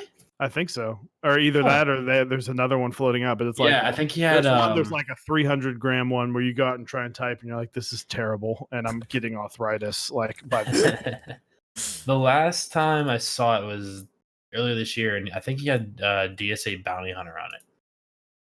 The Boba Fett set. I'm pretty sure. Yeah, that was interesting, but I wouldn't do it myself. I don't know. It's a little bit much. Like 300 grams. That's a lot. That's heavy. That's like you're compensating for something of that. Yeah. I mean, I have. It would be cool to do that on like I've actually thought about that idea of like, it'd be fun to do that on a macro pad. Yeah, like a meme board, like a plank, or you just do something where it's like, okay, well, I'm not going to be typing on this, but if I want to mute my computer, I have to really try. Or like show my friends, like, hey, check this keyboard out. Check this dumb macro pad out, or whatever, But hey, it works, right? Why not? If it works, if I know 2 things about keyboards, is everything is about preference and weight equals premium in this community. Cough, 11 pounds, cough. Oof. I can't even deal with that. That's too much. Like, it doesn't matter. It's not, if it's 3 pounds, it's not going to move on your desk. My polycarb HPCP, I had the polycarb bottom in it. It was like 2.5 pounds, and it would not move. Dude, yeah, you don't need. Yeah, I mean, I like boards with weight. I mean, Yeah, there's nothing wrong. Like, what's cool about weights is typically it adds an extra color to the entire look. So aesthetically, weights are pleasing if done correctly. And the sandblasted brass goes well with so much. That or PVD brass just gives it that extra, like, oh crap, this thing's shiny, and humans like shiny. Like raccoons. But like I was talking about I won't, like I said, I'm in the process of designing a board, and I was like, yeah, it'd be cool to do like a spoilers, there's a weight on it, but I was like, oh, it'd be really cool. All these Founders Edition boards that are coming out in brass. I'm like, why don't I make a brass board with an aluminum weight? Just like opposite. And just reverse it. I've seen that. I wanted to do. I want that so bad. A tungsten weight on for an HVCP. Yes. I had a US company that was like 96% tungsten, and everything else is like literally just to stabilize it. It would have been like $8,000 for one. I was like, maybe not. Yeah, it's all right. I don't trust Chinese tungsten. Zap says, because I will probably get arrested. Zap's John at Zap's here, but he said, someone else said that to me today. Chewy's board needs to have hair in it. Dude, yeah, it's gotta come with like those little vials of lube. You can get just one of those, just fill it with hair. If I need some for my diary. If I ever released a board to the masses, I will put one strand of hair across the board. Just leave it in there to short it out. I can't tell you. I have so much freaking hair, and it's so freaking thick, and it's hard to brush. I wouldn't know. Yeah, I did. Mine's falling out too. I started using this stuff that like strengthens my hair at least, so it's not like this coming apart. But yeah, I'm 8 months or whatever, 8 months older than Eric. Not lost. I've gained hair. Lucky. I know. Well, what's funny is I'm pretty sure because my brother, he's balding. Oh yeah. And I just laugh at him every time I see him. I'm just like, and he can't grow a beard either. Like he can grow like a weird pedo mustache, but like that's about it. And he just looks at me. I'm just like, how? And I'm like, dude, sucks to suck, man. It's like my brother. He's 37, so he's like almost 10 years older than me, and he is full head of hair. I'm like losing it, and I'm just like, man, I hate you. It is what it is. You're already married. You got a kid on the way. Like, can't I be the one with a full head of hair?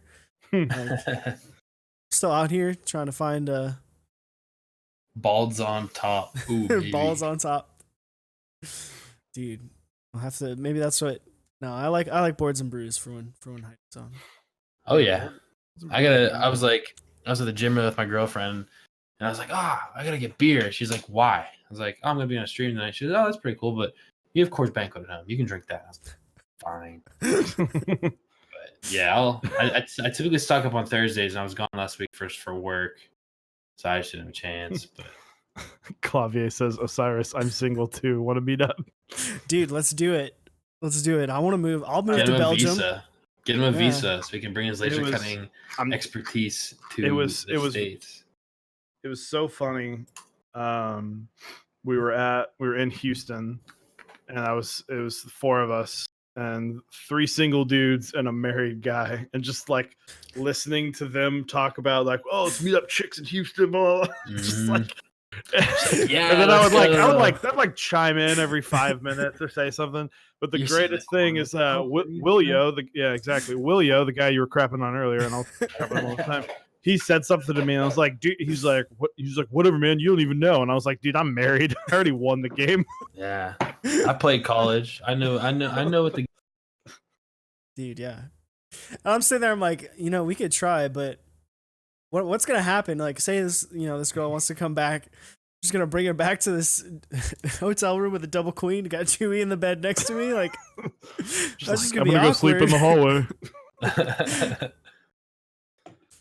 But well, anything else? Anything? Let's do one hot take each before we wrap this up. Oh my god, just one. We can.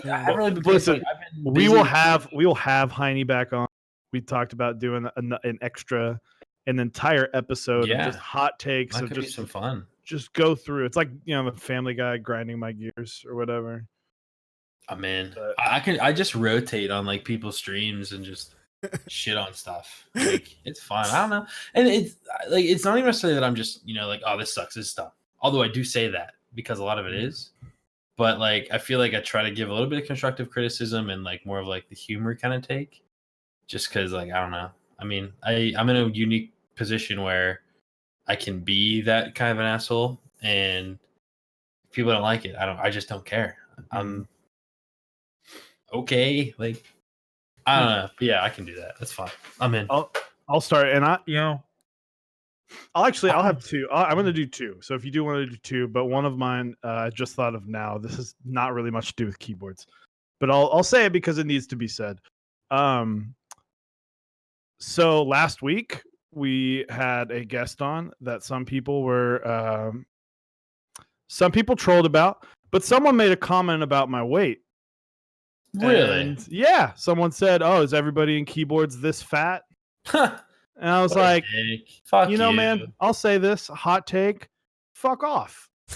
Because at the end of the day, like, we're not here to body shame. We're all about mental health. I'm here to keyboard shame, baby. I'm sitting here with, everyone probably got to keyboards somewhere or another with like computers. Yeah. Which means you're probably sitting in front of a computer, which means I didn't, I played rugby in high school. Like, come at me. Like, I was very, very built. And then guess what? I got older. Like, it happens. But Absolutely don't go on the internet and just tell people, oh, this guy's fat or whatever. Just like, I'm not, if you want to insult me on intelligence about keyboards, if I'm talking about keyboards, or insult me on like something I think, but you're like coming at me like about my looks. I'm like, I already look like a weird dude, man. Like, I've got hair down to my shoulders and a mismatched colored beard and glasses. Like, make fun of that. But yeah, like, and he called the other person fat too. And I was like, man, get out, just fuck off. So anyway, banned from chat. Yeah, that's dumb. That's real dumb. Yeah, it's like, what's the point, buddy? Just be nice. But I guess my keyboard hot take, I actually like am sitting here racking my brain because I had one and then I forgot and got heated up. And that's what hot takes is all about. But come back to me, I'll think of it. I have no idea. Go ahead. Oh, go ahead, Osiris. Man, I don't know. I feel like my hot take's gonna.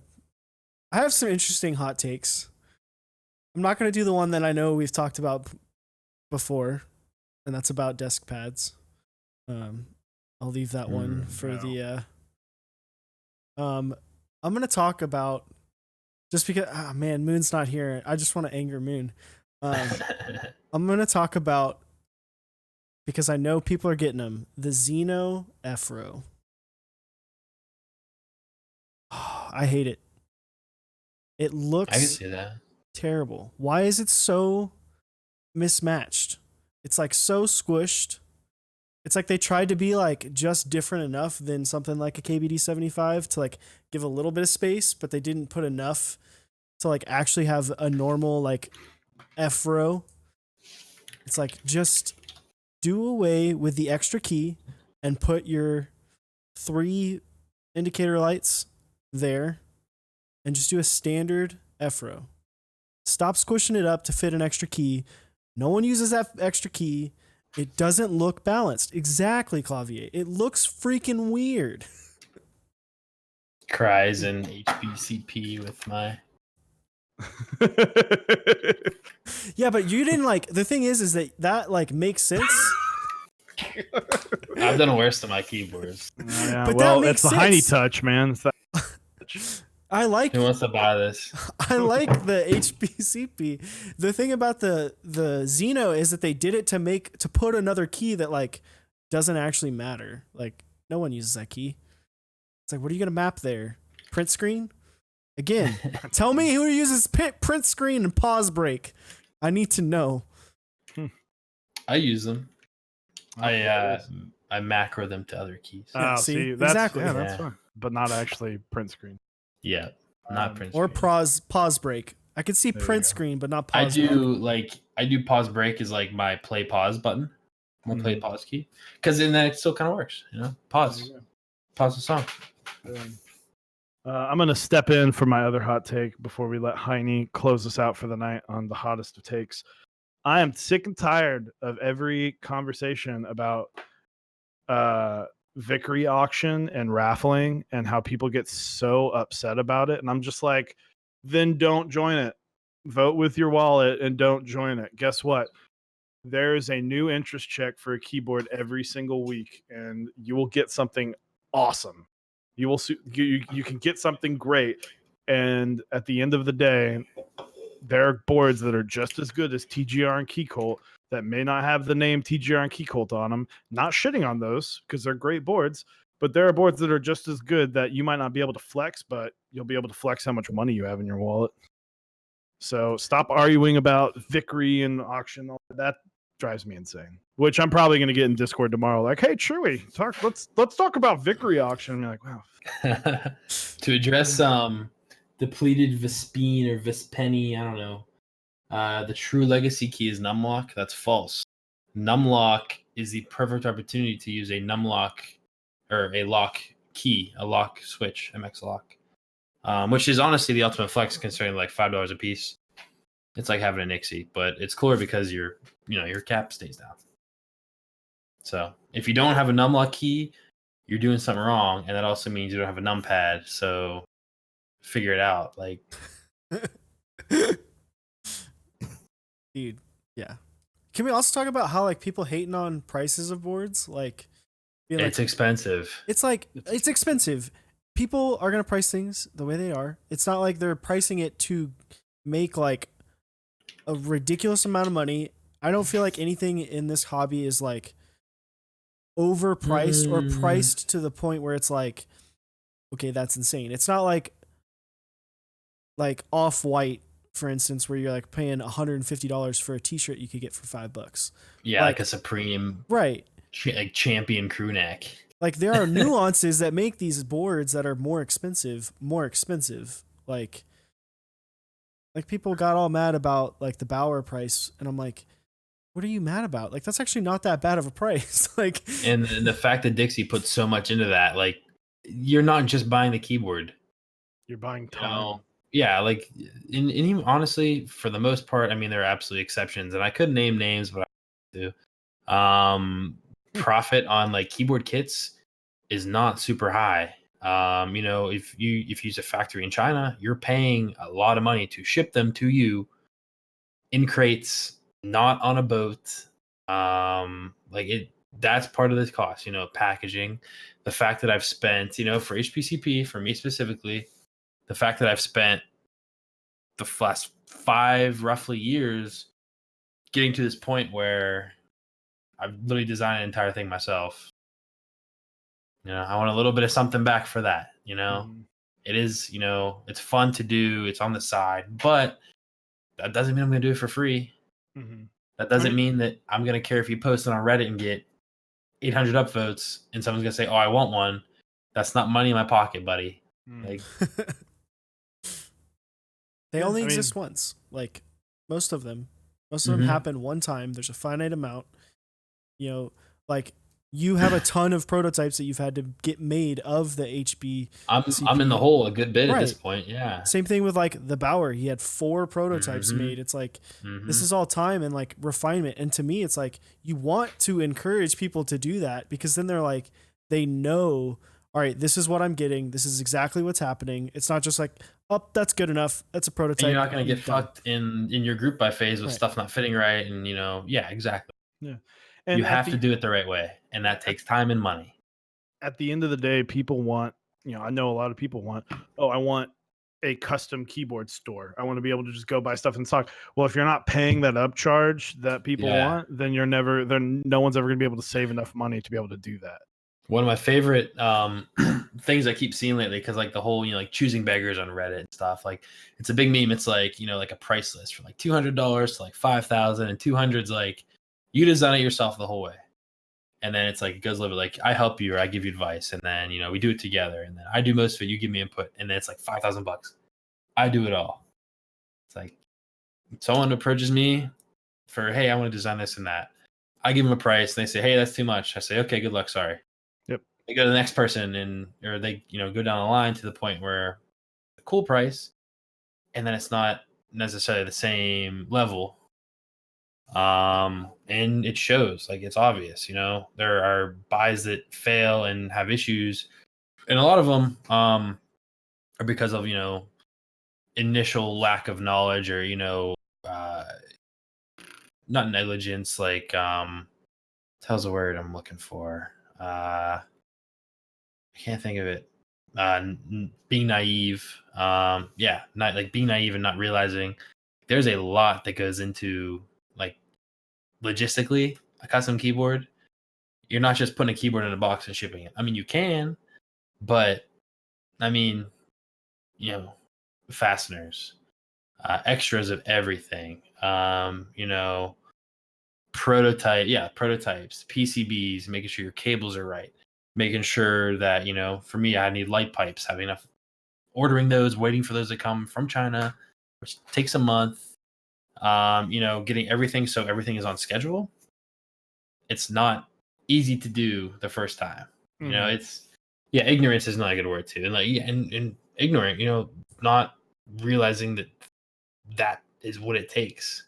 Just not ready. I mean, like, they're not ready to do. And that's, I think a lot of people, I mean, look, Dixie, he's running a smaller number because he wants to make sure everything's right the first time. Zap, two of our 3 sponsors right now are running small run group buys, so they can go, I just want to know what's, I don't want to run these 900, I don't want to, a lot of these people aren't Rama. They can't run completely open-ended keyboard, but they don't have the space, and even then, they don't have the ability. Look at the work that Rama puts into it. Oh yeah, with his level of QC. Oh, and this is a good point here. Axot says if you increase quantity, you can spread the cost per unit. I can understand logistics, support, etc. It seems counterintuitive to spend so much to get so little running a group buy. It's a labor of love, and it very much is a labor of love. And yeah, it's very simple to say if you've never done the scale of something that is quality controlling, 60 keyboards versus 300. That's literally 5 times, and it takes, you're not going to ship every keyboard within a week of getting it. Yeah. You're going to spend the time. I like with HPCP, I will literally be reassembling every single, making sure it's perfect before I put it in a box and ship it. Mm-hmm. That's probably going to take, an hour each. If I do 100 total keyboards, that's 100 hours. Sure, it'll probably get a little quicker, but if you think I'm not going to make any money, or if I'm not going to try to refine it my best way, you're a joker. Like, yeah. Well, and come on, like, you can sit here and say, "Oh, I can sell 3 times as many," and oh yeah, I make that much more money. It's like, but do you really? Because you're spending that much more time and effort and energy. And not to mention, there's a massive break point where when, like, you ship things internationally, it's not worth it. I figured out what it is with my PCB, so I have them, like, ship that many at a time. But it's not that simple. If you're doing everything in-house, sure. But even then, machine time, cost. It takes a lot more time to make 600 keyboards or 300 keyboards or 200 keyboards than it does to make 60 or 30 or 20. When the lead times are months, you don't want people to be waiting 2 years, 3 years for a board. You're talking about, like, people think, oh, if you make 300 versus 60, it's going to drop the price of the board to the consumer by like $100. It's and not more that people much. Can have them. It's like $20 maybe. Like, it's not a huge amount. And very much risk. Very like, much risk, like Zap said. Like, because I was gonna say, with everything you get, depending on your factory, depending on how much you trust them and whatnot, you have to get extras of everything, because nothing is going to arrive 100% perfect. You're always going to have, little small discrepancies that end up being like a B stock or a C stock, whatever you want to call it. And, say you have to do 20%, 50 boards, that's 10 extra boards you have to order, which is 10 boards worth less profit, at least, at the cost of the board. But even then, it's that scales. Like, you're not just, in less money you're getting in, you're going to sell the B stock for less. Less money you make. It's a massive risk thing, and I'm not going to be sitting here in the basement of my home while I work a full-time job doing that. We're not doing this full time. I mean, yeah, Dixie is, but at the same time, this is his first big thing. He's been so meticulous, like you guys said. Like he is. Okay, so here we go. He said Polaris has sold about 500 units. Polaris is also manufactured by a company in-house. that's headquartered. Well, I wouldn't call it in house, but they're contracted down the street in China. They can go to the factory QC. They can do this. They can do that. KBD Fans is a massive operation. Yeah. If you're trying to, I mean, honestly, Dixie Mech isn't literally one dude and sometimes gets help. It's his house. Like he puts it in his Jeep, takes it Mhm. to a local post office. Like he had to go 5 times for And he got one turned away group buy. the last Yeah. Yeah, for the minimal. It was like I dropped off the last bit, but they told me that they filled up and I can't ship any more minimal orders. And then people still gave him crap. They're like, Yeah. "Whoa, they couldn't." It's like, dude, literally, he can't go to the post office anymore. They Mhm. turned him around because he doesn't like his living room was filled to the ceiling with GMK minimal, and it's like, Yeah, insane. it's so easy to say, oh man, like I could do that or whatever. It's like, no, but then that fucking guy's do it. yeah, then It's- do it. Like do he's it. Dixie. Dixie's a great guy, but there's not specific skills you need. You just need patience and the ability to what's the word I'm looking for? I can't even think of it. Brand yourself. Yeah. Anyway, but like Dixie's a great guy and he works hard and he's a great business guy, but he's not doing anything. He's not doing anything that's like, oh, you have to have this, $90 million degree to get. He's just packing and shipping boxes, but he's and doing a lot of his own design work and making but he's sacrificing yeah. an entire room in his house for days so that he can get stuff to get stuff out to customers. And there are ways to optimize, prioritize, whatever. But in a day, they're not doing that. And the whole the idea with I'm not going to do 500 keyboards. I don't think people understand how much space that takes up. Yep, that's a lot. And you're not talking like literally just keyboard stacked. You're talking like like boxes, like true packaging. Go across the world packaging.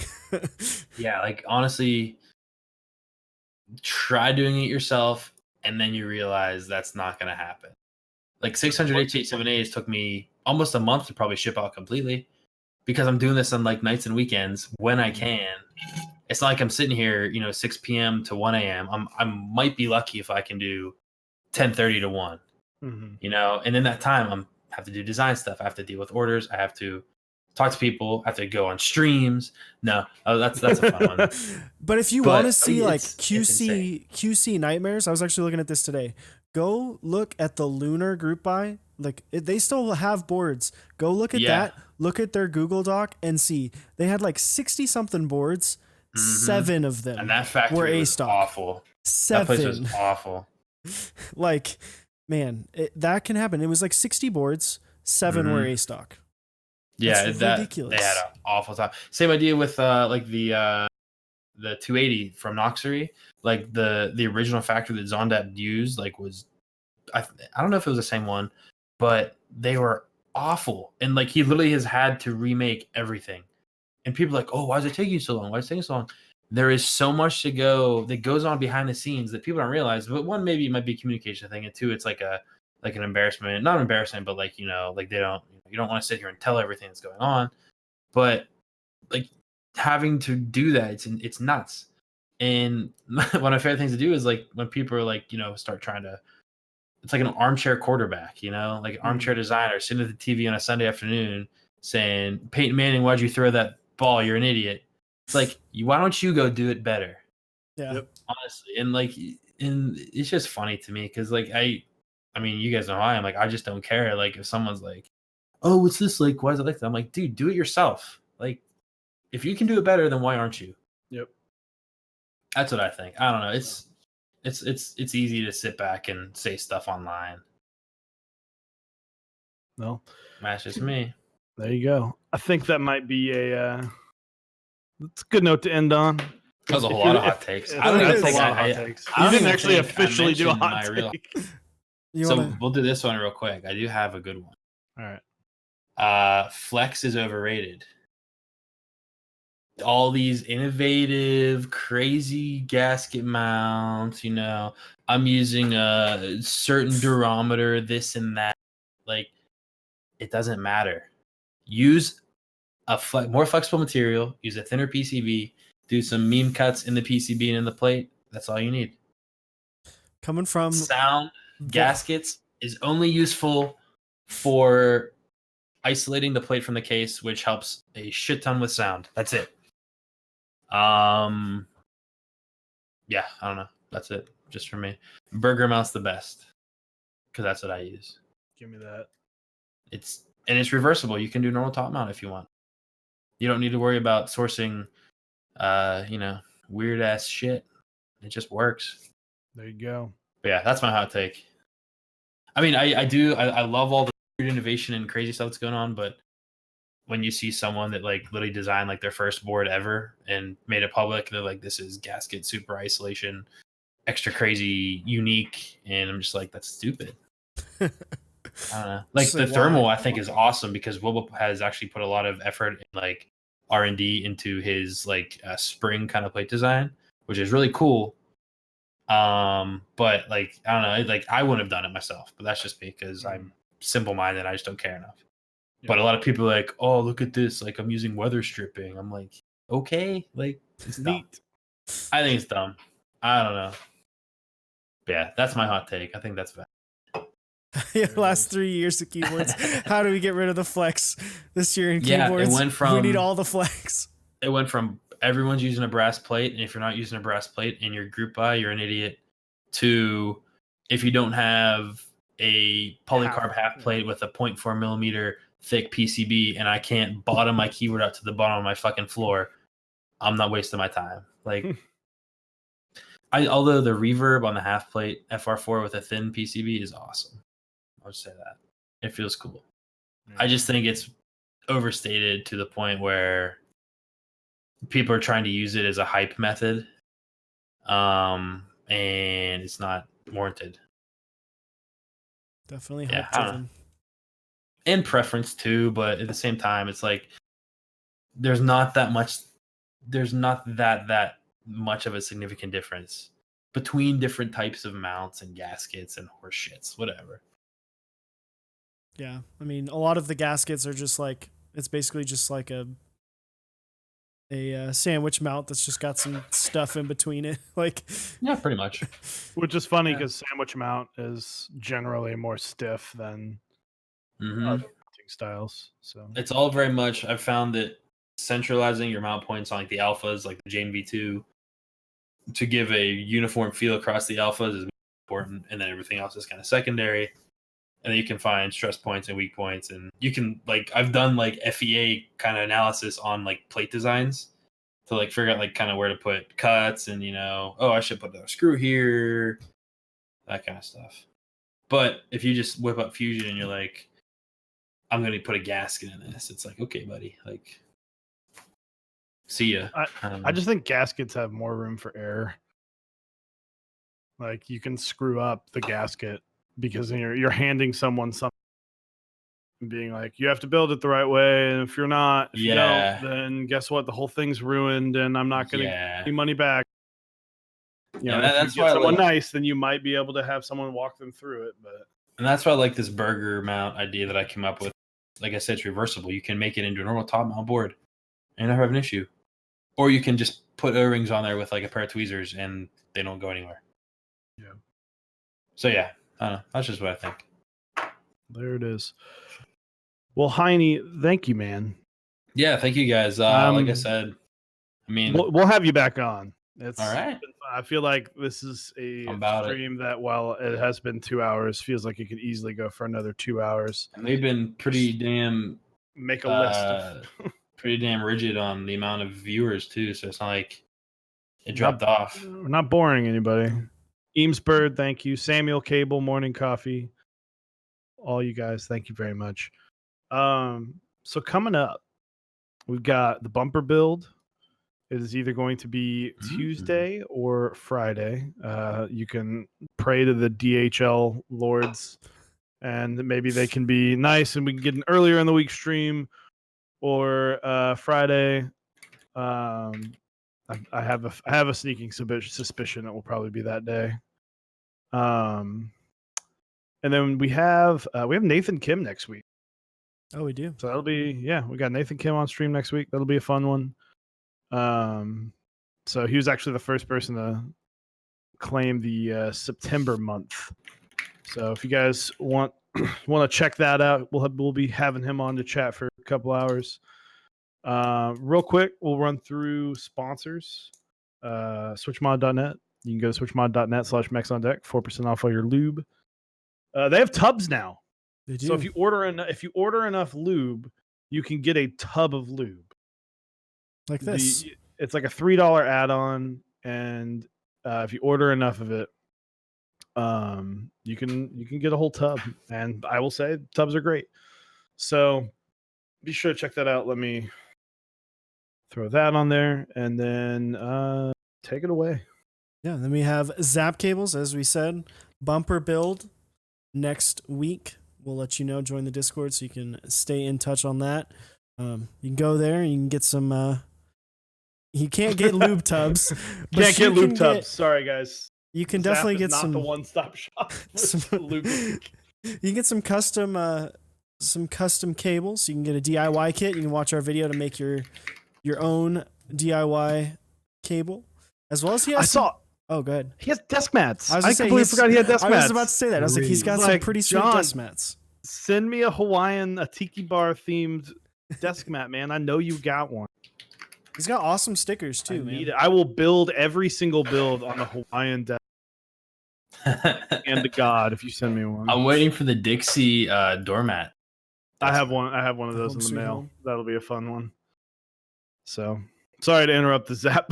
No, you're good. I want that Hawaiian. I got the tiki bar sticker, and I went to San Francisco this summer, and he's like, "You gotta try out this tiki bar." And I went, and it was amazing. And I even got a stir from the San Francisco tiki bar.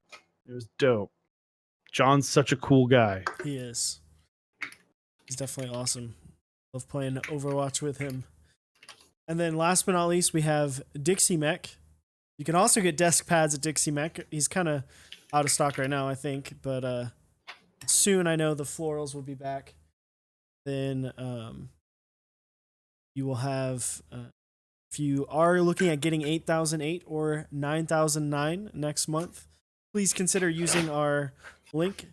And unfortunately, you don't get a discount, but it does help us out a little bit. It helps us keep everything going, keeps us up and running. Yeah. So thanks again, hiney.cc. I love it. I love it. Yeah, I have to plug my own sponsor, me. Yeah. Plug what you want to plug. Away. It's your time. Hiney.cc, buy GMK Valid on Cream. I still got some fucking Space Keys extras. Buy them so I can pay off my debt. There you go. Dude, I love your logo though. It's like super simple, but it's awesome. Thank you. Yeah, I bought this font. I'm really glad I did. There you go. It was a good investment. It's cool Vetica. Cool Vetica. I like it. So we are going to be rating at the request of our guest Hineybush. 2 weeks in a row. I am me, you are you, which I have actually not spoken to him like at all. He's a real good dude. He's actually real new as well. What's funny is last week we rated him, but I was like, it was kind of late, and I was like, all right, I just gotta go. And he was like, "So Mechs on deck, dude. What's up?" And I went back and looked at the stream, and I was like, God, now I just feel really crappy for not responding to him. It's like, here's the raid, bye. So, but I've got it set up for us. But thanks again, guys. Yep. Thanks for having me on, guys. I really appreciate it. It was fun. Let's do it again. Absolutely. I'm always down. Just let me know. So set and hit the raid. It says raid in like 10 seconds. Hot takes with Hiney. Hot takes with Hiney. Next time, Hiney and Huey. I'm gonna get the whiteboard out. You know what? Yeah, we'll get the whiteboard. You just make the whiteboard out. It's gonna be real bad. We'll piss some people off. That's all right. Hey, it'll be okay. It's content. I don't mind. I'm okay losing money. All right, y'all have a good night. We done?